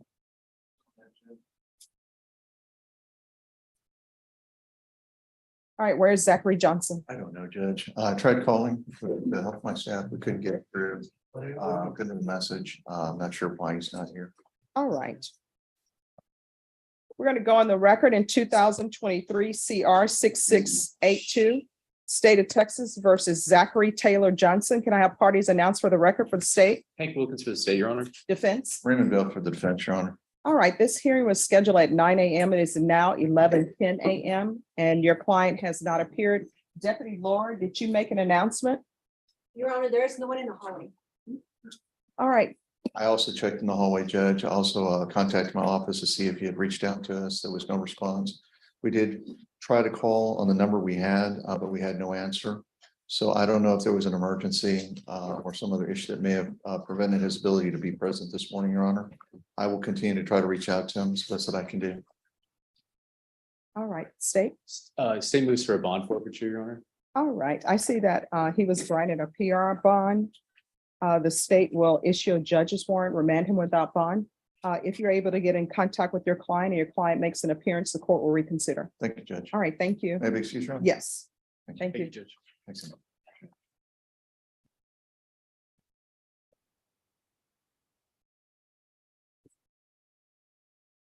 Thank you, Caroline. Oh, okay, thanks, Norma.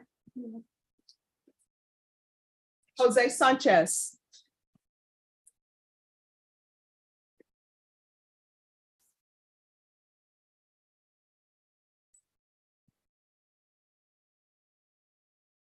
Morning, Your Honor. Good morning. All right, so where are we on this? And counsel, you're on this side. sorry. Where are we on this case? Judge, Was the video? Yeah, so we did hear back from Alamo Heights. Apparently the video was destroyed. Mhm. There is audio, but it's incomprehensible. Okay. So where are we on this case? Well, Your Honor, I think that it's that I need to bring a motion to address that issue based on the destruction of the, or I don't know if I can call it destruction, but based on the loss of the evidence, Judge. Okay. All right, and when was the evidence destroyed? Sorry, Judge, let me just pull up on my Sure. email here. So I think it's 762-160.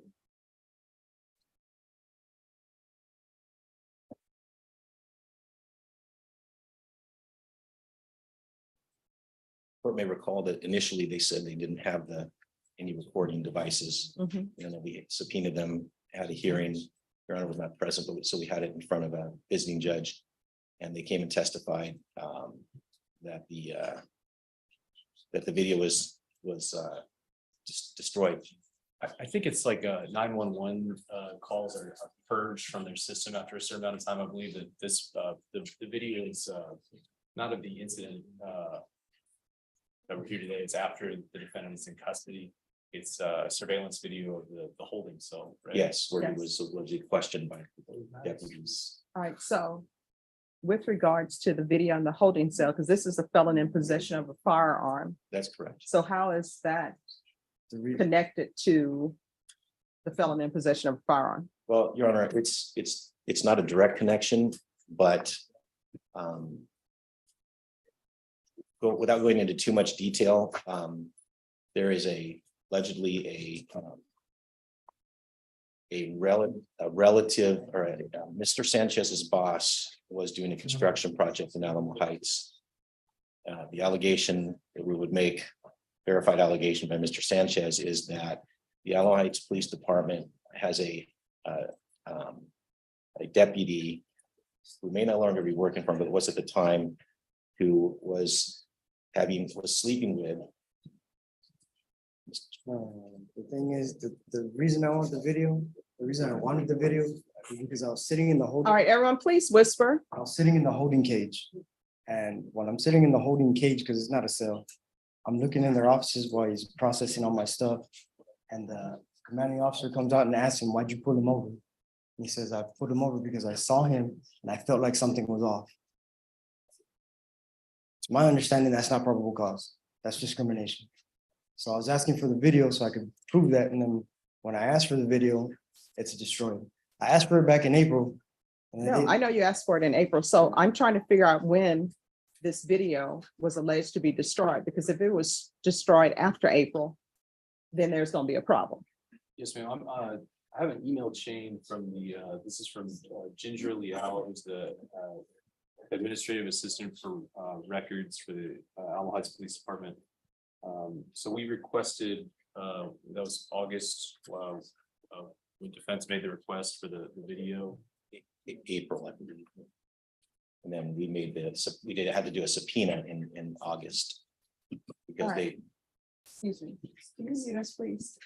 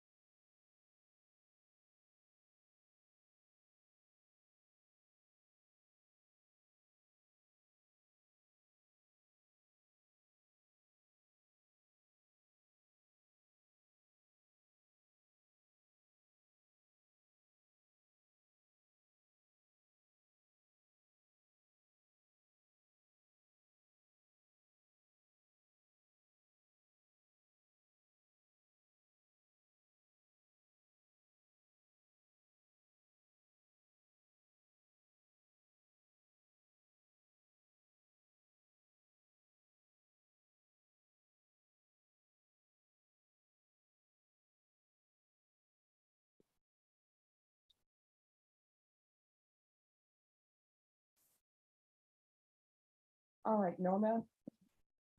On Mr. Sanchez, we're gonna need to have a date for a hearing. And it should be fairly short. And one witness. We can do September 28th. All right, so we're gonna put it on September 28th for the hearing. And if somebody could also have that audio, so that we can see if Certainly. anything can be heard on the audio. Yes, Judge. Do you want to hear from the officer too? I mean, while we're talking about. Whoever you all want to call is okay with the court, and the court will hear the evidence. Can we get both officers? Sorry, what? Can we get both officers, the commanding officer? too? Well, I'll talk. that'll be up to your defense counsel and who the state want to call, but my main issue and what this hearing is supposed to be about is about the video that I'm being told no longer is in existence. Okay? All right, thank you. All right, you're welcome.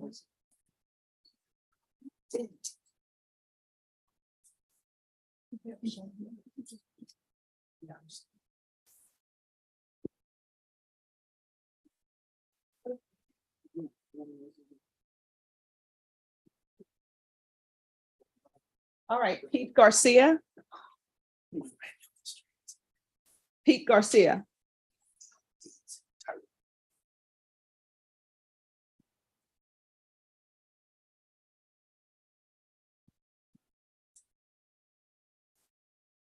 All right, Norma, on this case, let's recall it for next week. Your attorney's in jury trial, I'm being told, in the 186. So next week. Yes. We can do that Monday. All right, so we'll bring you back on September 18th. Yes, ma'am. All right, after you get the reset form, you're excused. You're welcome. Mr. Garcia. Mr. Garcia. I'm so sorry. All right, Tyrone Eds.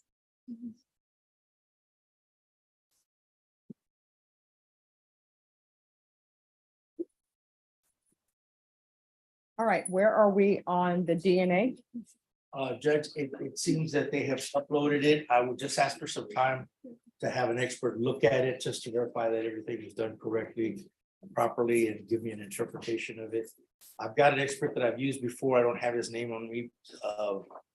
But he's not local. If not, I can call the MAC people and see if they have somebody locally. All right, I'm gonna recall this in 45 days and everybody needs to have everything determined. Ms. Ferguson, on Tyrone Eds, can we call this on in 45 days? Yes, ma'am. We can do.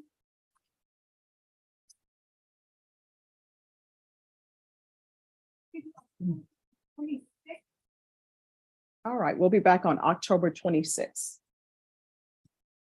I'll bring an order for the expert, Judge. Thank you. You're welcome. We've excused. Yes. Mr. Eds, do you have any questions? All right, we'll see you back on the 26th.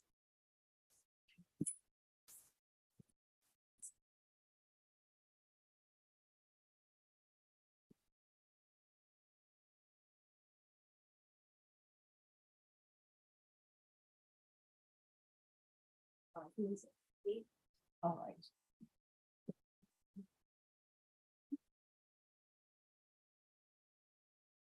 Mhm.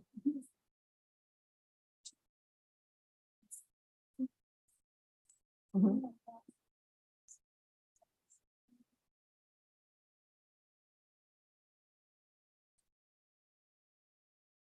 Mhm.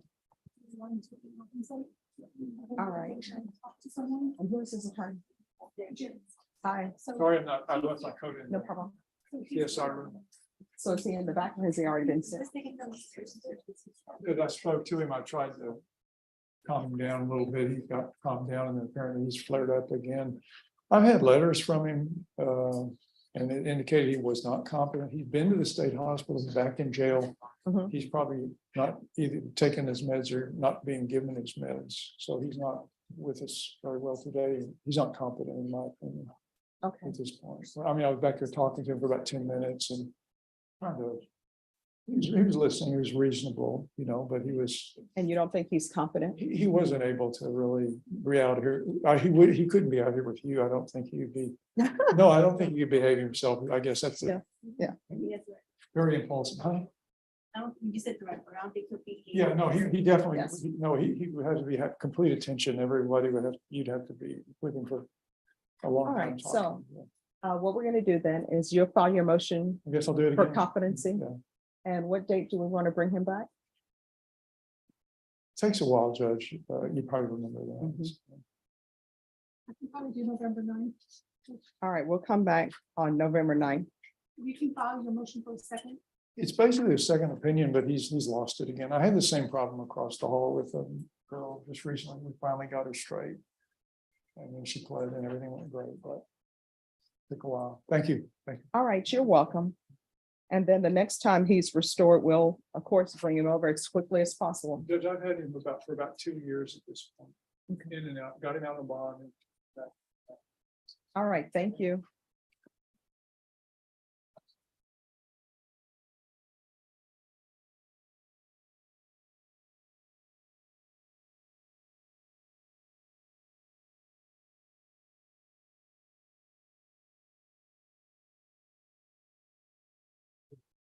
Who's here on Uriah Huffman? Morning, Judge. Good morning. Good to see you back. Oh, thank you. How are you doing? I'm well, I'm well. And by the way, wherever you go, there you are is first credited to Confucius. Ah, hey. All right, probation, this is going to be a plea. Court is calling 2022 CR 7209, State of Texas versus Uriah David Huffman. Can I have parties announced for the record for the state? Jason Garahan, Your Honor. Defense, Carl Alexander from Mr. Huffman. and are you Mr. Huffman? Yes, ma'am. Counsel, have you received all the discovery? Did you review it with your client? Yes, Your Honor. Court will find that the state is in compliance with discovery. Mr. Huffman, I'm showing you what's entitled application for deferred adjudication or community supervision. Did you review that with your attorney? Did you understand it? And did you sign it? Yes, ma'am. Showing you what's entitled true bill of indictment. Did you review that with your attorney? Did you understand it? Yes, ma'am. Counsel, do you waive the reading of the indictment? Yes, Your Honor. State, are you proceeding on the indictment as presented? Yes, Your Honor. Mr. Huffman, I'm showing you what's entitled court admonishments and defendants waivers and affidavit of admonitions. Did you review that with your attorney? Did you understand it? Did you sign it in all the appropriate places? Yes, ma'am. Did you understand you're charged with aggravated assault with a deadly weapon? That's a second-degree felony. The range of punishment is anywhere from 2 to 20 years in prison and up to a $10,000 fine. Did you understand? Yes, ma'am. If you have a plea bargain agreement with the state, the court does not have to follow your plea. If for any reason the court doesn't follow your plea and gives you more than you bargained for, the fact that you entered a plea will not be used against you and you will be allowed to withdraw your plea. Did you understand? No. Did you understand you have a right to jury trial, a right for you or your attorney to cross-examine and confront any witnesses the state would call on the right to remain silent? Yes, ma'am. Did you understand by entering this plea, you were giving up those rights? Yes, ma'am. And did you intend to give up those rights and enter into a plea? Yes, ma'am. Did you understand that the court would grant your application for deferred adjudication? If for any reason your deferred adjudication were revoked, the court could find you guilty and sentence you up to 20 years in prison and up to a $10,000 fine? Yes, ma'am. Counsel, has your client been able to provide you with any defenses? Yes, Your Honor. Do you believe he has a rational as well as a factual understanding of the charges against him? Yes, Your Honor. Do you believe he's currently competent and was legally sane at the time of the offense? Yes, Your Honor. Mr. Huffman, has anyone threatened you, coerced you, or placed you in fear to get you to enter this plea? No, ma'am. Anyone promised you anything other than the plea? No, ma'am. Are you satisfied with the way you've been represented? Yes, ma'am. Are you a U.S. citizen? Yes, ma'am. Court will find that defendant has knowingly and voluntarily waived his right to jury trial. Showing you the plea bargain page, did you review that with your attorney? Did you understand it? Yes, ma'am. According to the plea, punishment is to be assessed at a cap of 12 years in the prison.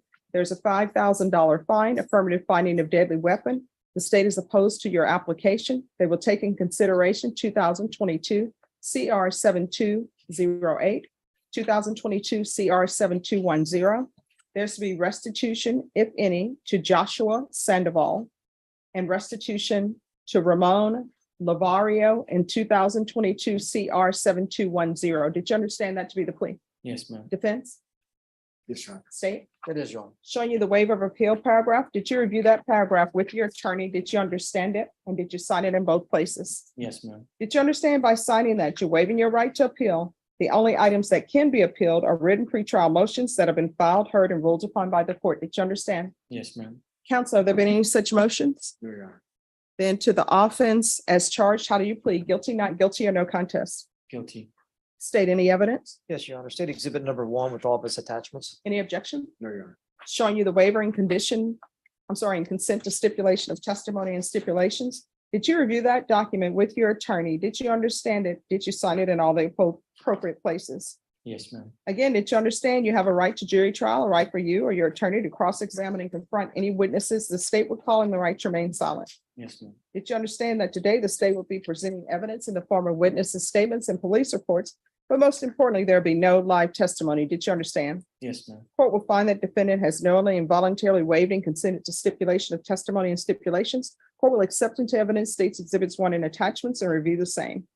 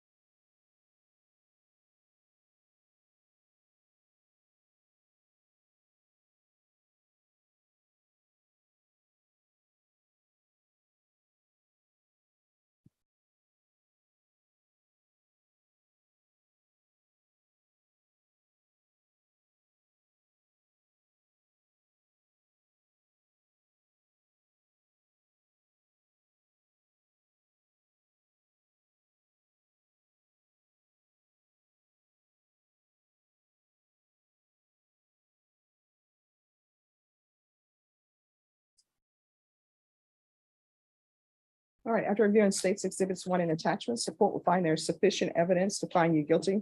The court will defer finding of guilt as you've applied for deferred adjudication. We'll come back on October 26th.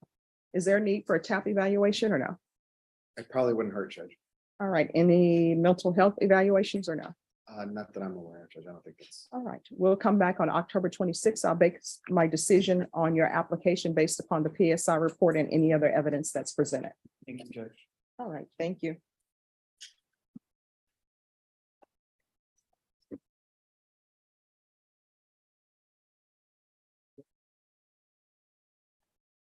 Annette Tarogo.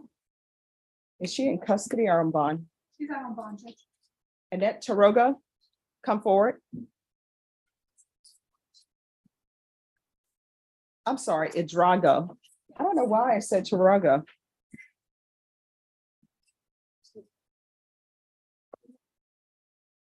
All right, your attorney is in jury trial. So we're gonna bring you back on September 18th. Okay. All right, just one moment. Let me find you. All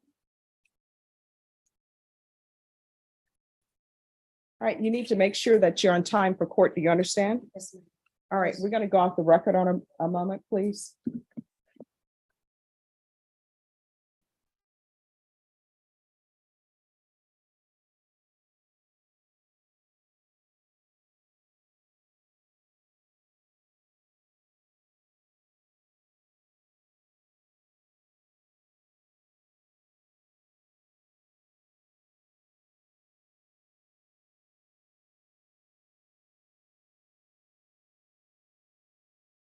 Yes, they're gonna give you a reset form, then you're excused.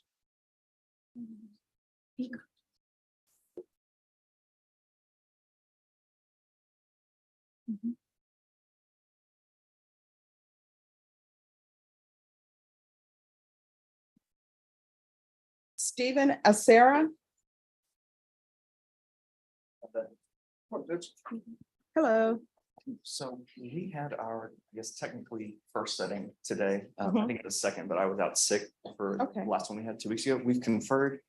We have made an offer that is conditioned on payment of some upfront restitution. I think it's a reachable goal. So we're asking for just a standard reset to figure that out. All right, what's the alleged amount of restitution? $24,000-ish, but the upfront amount that we're getting is about 10% of that. And so, Your Honor, that is the proposal. It's sort of a two-track reset also. He wants to consider that, but we also, I think he said there's several gigabytes of There's a bunch of financial data that we need to also continue to go through. Oh, I'm just trying to figure out, so I can figure out how much time Okay. he's, And he if does, he, want- if he considers it, Right. how much time he needs to pay, because I'm not gonna be resetting it for forever, okay? and an additional wrinkle is that he does fly in from New York for court, so All right, so how much time are you asking for? 60 days, Your Honor, would be. Is everything gonna be ready in 60 days? I'm gonna bring him a jump drive this week, so make sure I have all the financial data that we need, and I think that gives us time to go over it as far as your ability to. Yes. All right, Ms. Ferguson? Can you recall this in 60 days? That's gonna be your plea deadline date. Okay. All right. Thank you, Judge. What date?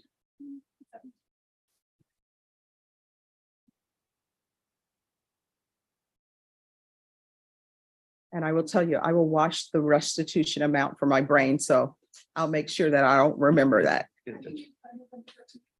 All right, November 13th. Thank you, Your Honor. All right, thanks.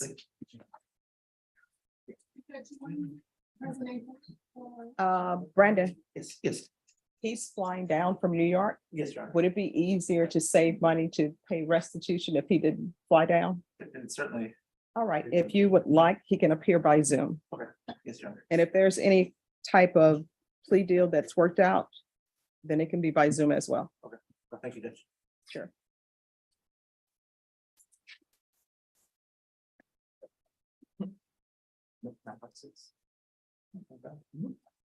Who's here on Jason Romero?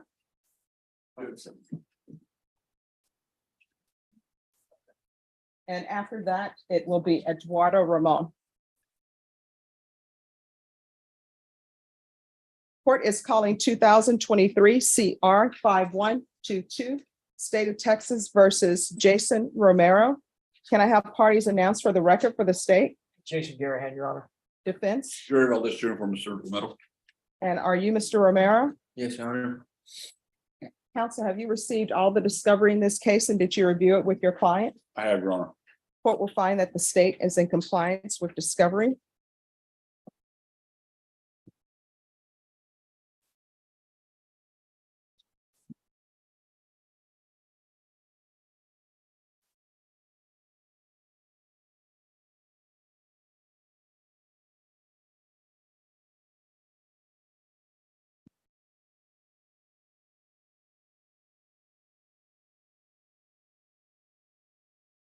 I'm sorry, I gave you the wrong file.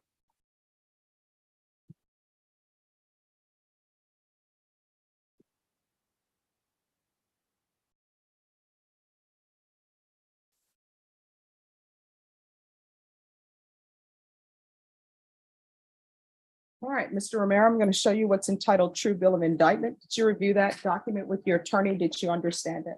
Yes, ma'am. Counsel, do you waive the reading of the indictment? Do your honor. State, are you proceeding on the indictment as presented? No, Your Honor, we're proceeding on count one alone. We're waiving count two and we're waiving the enhancement. Any objection? No objections, Your Honor. All right, Mr. Romero, I'm going to show you what's entitled Court Admonishments and Defendants Waivers and Affidavit of Admonitions. Did you review that document with your attorney? Did you understand it and did you sign it in all the appropriate places? Yes, Your Honor. Did you understand you're charged with the offense of unlawfully carrying a weapon with a felony conviction as a second-degree felony? Range of punishment is anywhere from 2 to 20 years in prison and up to a $10,000 fine. Yes, Your Honor. If you have a plea bargain agreement with the state, the court does not have to follow your plea. If for any reason the court doesn't follow your plea and gives you more than you bargained for, the fact that you entered a plea will not be used against you and you will be allowed to withdraw your plea. Did you understand?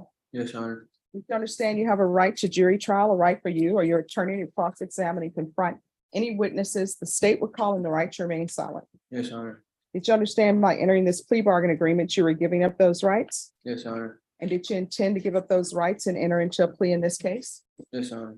Did your counsel, has your client been able to provide you with any defenses? Yes, Your Honor. Do you believe he has a rational as well as a factual understanding of the charges against him? He does. Do you believe he's currently competent and was legally sane at the time of the offense? Yes, Your Honor, it was. Mr. Romero, has anyone threatened you, coerced you, or placed you in fear to get you to enter this plea? No, ma'am. Anyone promised you anything other than the plea? No, ma'am. Are you satisfied with the way you've been represented? Yes, ma'am. Are you a U.S. citizen? Yes, ma'am. Court will find that defendant has knowingly and voluntarily waived his right to jury trial. Showing you the plea bargain page. Did you review that page with your attorney? Did you understand it? Yes, ma'am. According to the plea, state is proceeding on count one, waiving count two in the enhancement. Punishment is to be assessed at 10 years in the prison. There are no applications. They were taking consideration 2023 CR 5120, JN 2135547, County Court 14, cause number 713720.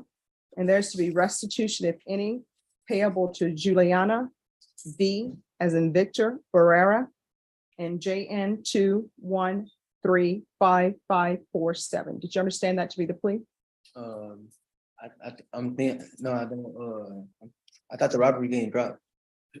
It's being taken in consideration, Yes, Your Honor. but they're still requesting that you pay restitution to the person in that cause number, even though the case is being taken in consideration. Yes, ma'am. Did you understand that to be the plea? Yes, Your Honor.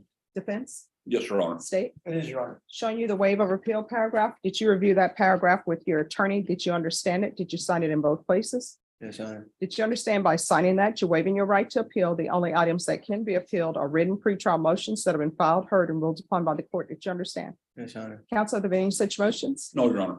Outside the agreement, state is requesting that you have no contact with Juliana V. Barrera. Did you understand that's a recommendation from the state and the court does not have to follow that recommendation? Yes, Your Honor. Then to count one in the indictment, how do you plead? Guilty, not guilty, or no contest? No content. State any evidence? Yes, Your Honor. State exhibit number one with office attachment. No objections, Your Honor. Showing you what's entitled waiving consent to stipulation of testimony and stipulations. Did you review that document with your attorney? Did you understand it? Did you sign it in all the appropriate places? Yes, Your Honor. Again, did you understand you have a right to jury trial, a right for you or your attorney to cross-examine and confront any witnesses the state would call in the right to remain silent? Yes, Your Honor. Did you understand that today the state will be presenting evidence in the form of witnesses' statements and police reports, but most importantly, there'll be no live testimony? Did you understand? Yes, Your Honor. Court will find that defendant has knowingly and voluntarily waived and consented to stipulation of testimony and stipulations. Court will accept into evidence states exhibits one and attachments and review the same.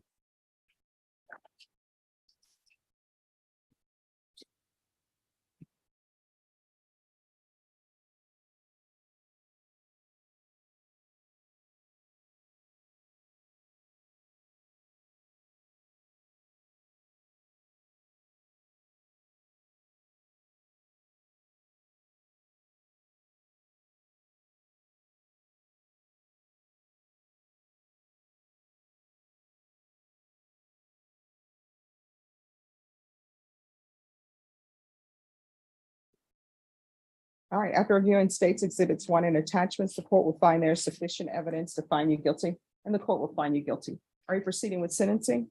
Yes, sir. Anything you wish to say on behalf of your client?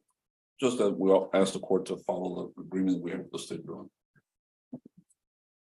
Anything you wish to say, Mr. Romero? No, ma'am.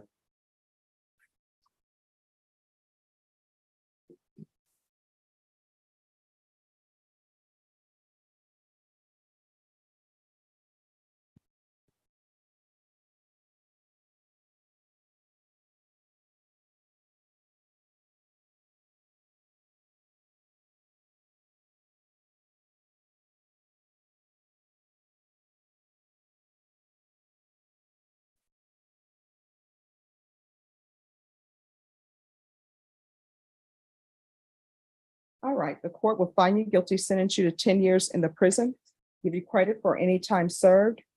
Take in consideration 2023 CR 5120, JN number 2135547, 713-720, restitution, if any, and no contact with Juliana Barrera. I'm sorry, Juliana V. Barrera, and JN number 2135547. Is there anything else with regards to sentencing? No, Your Honor. I'm showing you what's entitled trial court certification of defendant's rights to appeal. Did you review that with your attorney? Did you understand it and did you sign it? Yes, ma'am. Because this is a plea bargain agreement, because I followed your plea bargain agreement, and because you waived your right to appeal, you do not have the court's permission to appeal. Do you understand? Yes, ma'am. And because this is a felony conviction, you're not allowed to own or possess any weapons or ammunition. If you have a question over what a weapon or ammunition is, you'll need to speak to an attorney. You understand? Yes, ma'am. All right, we can go off the record. How old are you? 23. 23. Do you have any children? No, ma'am. All right, that's good. So I know 10 years is a long time, and it's a long time whether you're 50 or 60 or whatever, but you need to use that time wisely. Don't become institutionalized and figure out how you ended up where you are. Okay. And you need to make improvements to yourself. If there's a drug or alcohol issue involved, take care of it. If there is an issue where maybe you feel like you didn't have the best of parents, at some point in time, you can no longer blame your parents. So if you don't change your ways, what's going to end up happening is the worst case scenario, you end up dying because you're involved in things you shouldn't be involved in. Or another worst case scenario, you end up spending a majority of your life in prison. Don't be the oldest person at the prison. You understand? Yes, ma'am. All right, good luck to you, okay? Yes, ma'am. Eduardo Ramon? Yes. Thank you.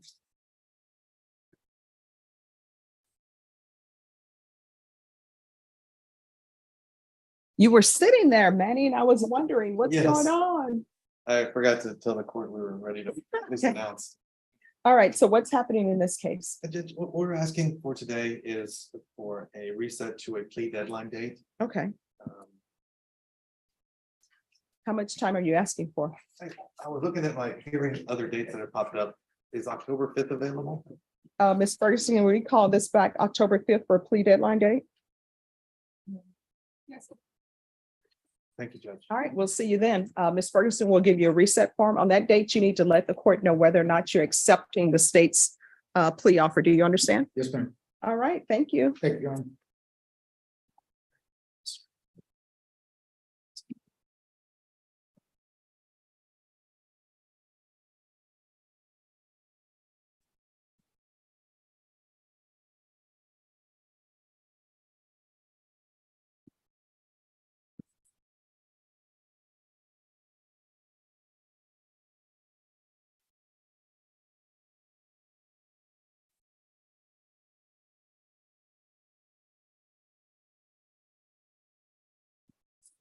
And counsel, if you let your client know next time he needs to be on time. Yes, Judge, he was ready to explain the Okay. situation this morning with his parking and truck.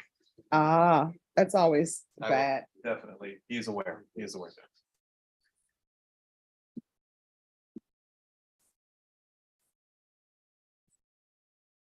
All right, is lead caller here on Manuel Rodriguez?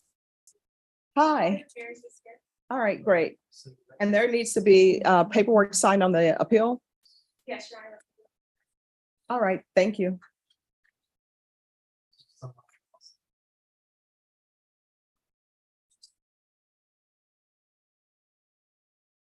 Eric DeWalt, were you able to get in touch with someone for Mr. McMillan? All right, if I may, I called 442 9th Street. I heard to talk to two of the officers. It was Mr. Garza and I believe Mr. Richardson. Called them both. It is hours. They said they work from 7 to 3. I haven't received a call back from either one of them. I asked my client to sit in here also, and he says, no, I'm going to get an Uber. And I said, no, sir, you cannot go home. We're not released yet. Please stay. And so I came back and he has left. I have talked to him. His sister says, Eric, I'm getting him on his way back here. I said, get him back here. Okay. I believe I need to put in a psych evaluation at this time, but the news that I was getting was his sister took him to register and they told him to come back during this October date time. But I've received no phone call back from 9th Street yet. All right. All right, if y'all can approach, if we go out the record.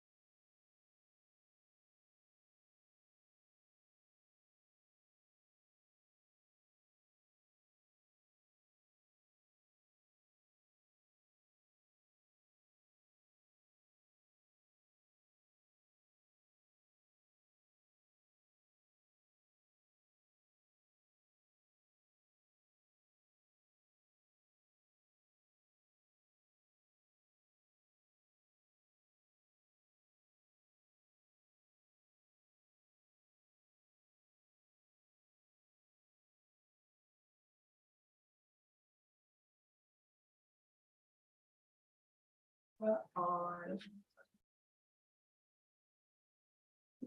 Alberto Soto, where are we? That's where Don Ross. He's here. Right now. I just gave him another. Okay. And then Frank Sandoval.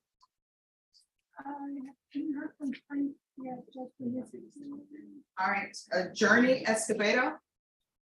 Journey Escobedo. All right, can I see the file of Journey Escobedo? Yeah. No, you start the process.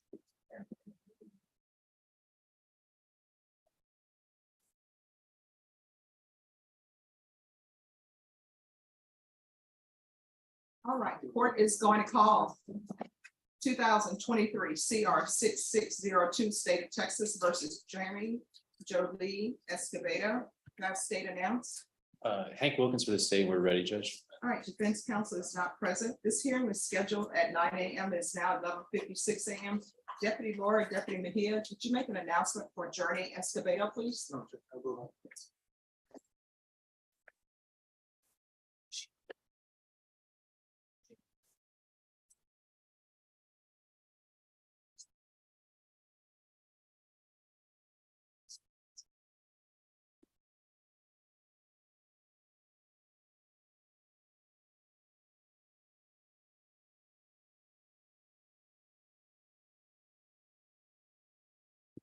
He or she is not up there. All right. State, Your Honor, we asked for a bond forfeiture.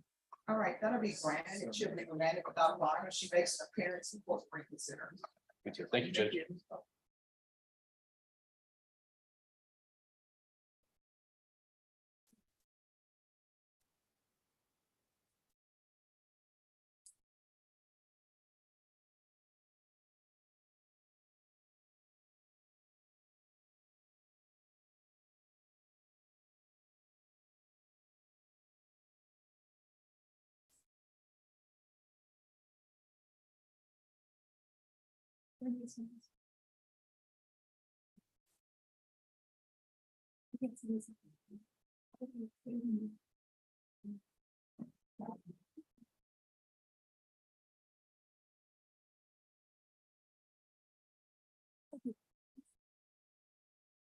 All right, court is calling 2020 CR 7353, State of Texas versus Wardell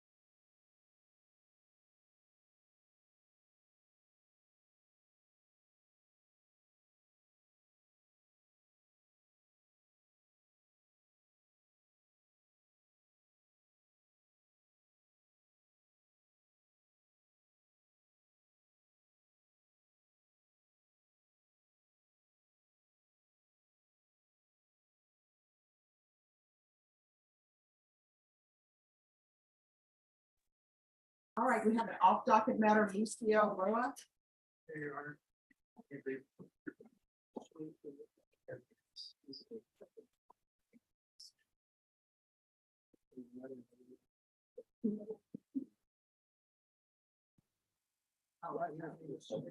All right. So we have a problem. Coming, guys. The clerk is just telling me that the bonds been filed an affidavit to surrender surety.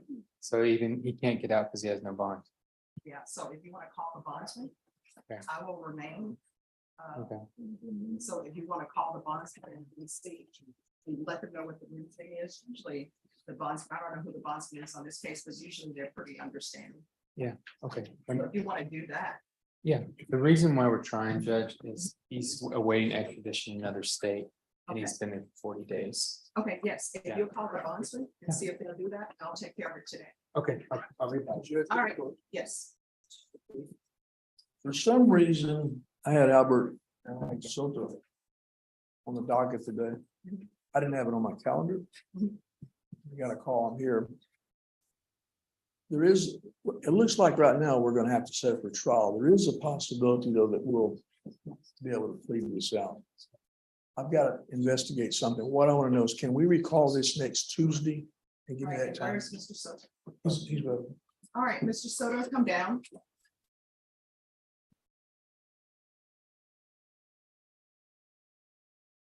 Ms. Ferguson, can you recall this for tomorrow?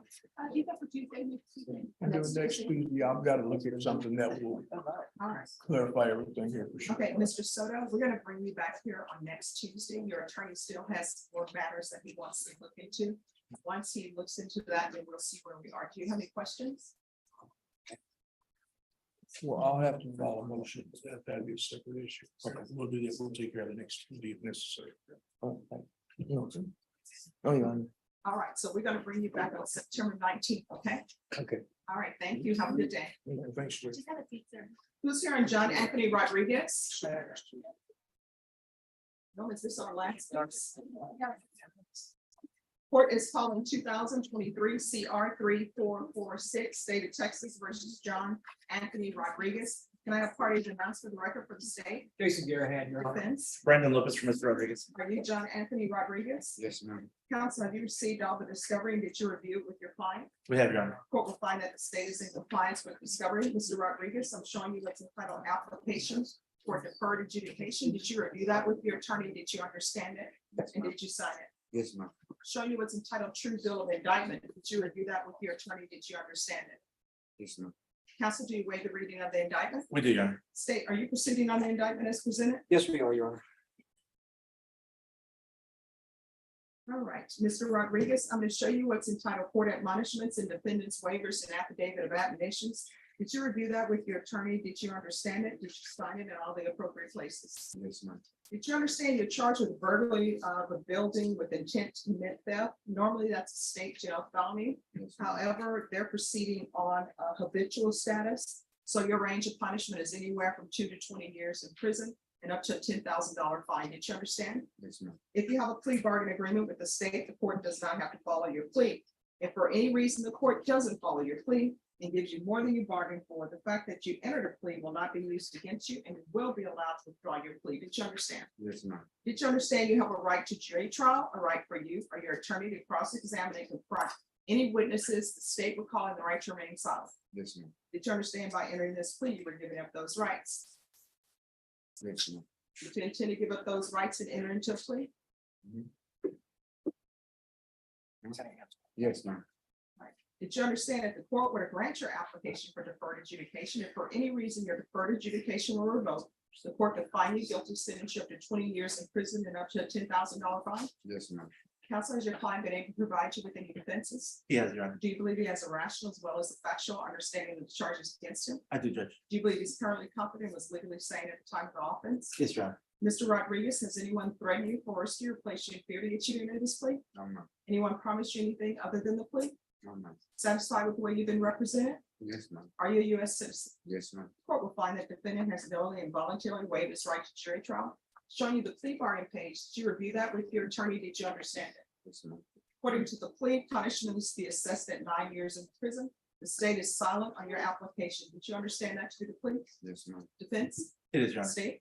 Yes, Your Honor. Showing you the waiver of appeal paragraph. Did you review that paragraph with your attorney? Did you understand it? Did you sign it in both places? Yes, ma'am. Did you understand by signing that you're waiving your right to appeal? The only items that can be appealed are written pretrial motions that have been filed, heard, and ruled upon by the court. Did you understand? Yes, ma'am. Counsel, have there been any such motions? No, Your Honor. Then to the offense, how do you plead? Guilty, not guilty, or no contest? No contest.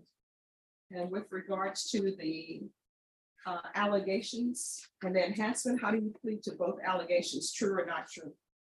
True. State any evidence to support the plea, Yes, Your Honor. State exhibit number 1, its attachments. No objection, Your Honor. showing you what's entitled waiver and consent to stipulation of testimony and stipulations. Did you review that document with your attorney? Did you understand it? Did you sign it in all the appropriate places? Yes, ma'am. Again, did you understand you have a right to jury trial, a right for you or your attorney to cross-examine and confront any witnesses the state will call, and the right to remain silent? Yes, ma'am. Did you understand that today the state will be presenting evidence in the form of witnesses' statements and police reports and judgments, but most importantly, there will be no live testimony? Did you understand? Yes, ma'am. Court will find that defendant has knowingly and voluntarily waived and consented to stipulation of testimony and stipulations. Court will accept into evidence states exhibits 1 and attachments and review the same.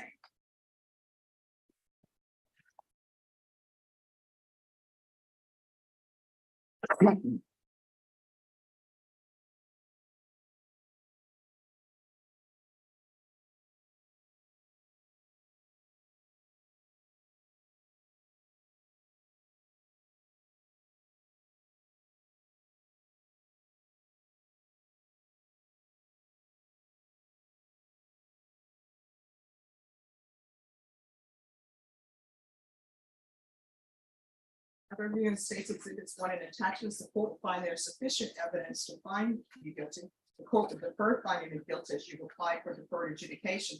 Court will find the enhancements true based upon your plea of true and based upon states exhibits 1 and attachments. Your PSI date will be on November 9th. I'll base my decision on your application based upon any evidence that's presented to me in that report, and we'll do a TAP evaluation. And Your Honor, I don't want to delay sentencing, but mental health evaluation, would that delay? No. I just think, I don't think it affects his competency, Your Honor, but I think it has bearing on sentencing. All right, we'll do a make evaluation as well. All right, we can go off the record. Mr. Rodriguez. Yes, ma'am. It appears that you have a major drug problem. So between now and your sentencing, it would probably be best for you to make sure you do NA meetings or do something so that we don't read about you on the news. Because I read in the police report where you were trying to swallow balloons. That's not good. You understand? And Your Honor, it's off the record, but Yes. he did do 45 days inpatient lifetime. And I'll bring evidence about, he's currently at Center for Healthcare Services doing weekly. Okay, awesome. All right, thank you. They'll give you a reset form, and if you'll speak to probation, then you'll be excused. Thank you. Thank you. Mr. Cox, Good, you jinxed us. good. LSU lost, Florida lost. You're Good. talking about you can't sleep because you're just too excited. They lost. Judge, I was gonna mention, I do like the color of your blouse. Very nice. Yeah, okay. Cornelius, what happened? Grambling. Come on. Hey, but you know what? With Grambling, you're gonna get a great halftime show. Grambling, I see your jump on grandma. I called the coach, try to get him and say, come on, coach. But what happened to Florida? We played some place called McNeese State or something. And I saw somebody was having trouble with Appalachian State, so we'll see what will happen next time. Hey, but the Saints won, barely. But you know what? Guess what? It doesn't matter how you win, but if you won. So I don't care if you win by half a point, it still goes in the win column. A W is a W is a W. But you know what? Even it, as we always say in college football, lose early if you're gonna lose. Don't lose late. Yeah. So we've done our losing early. Yeah. Got it out of the way.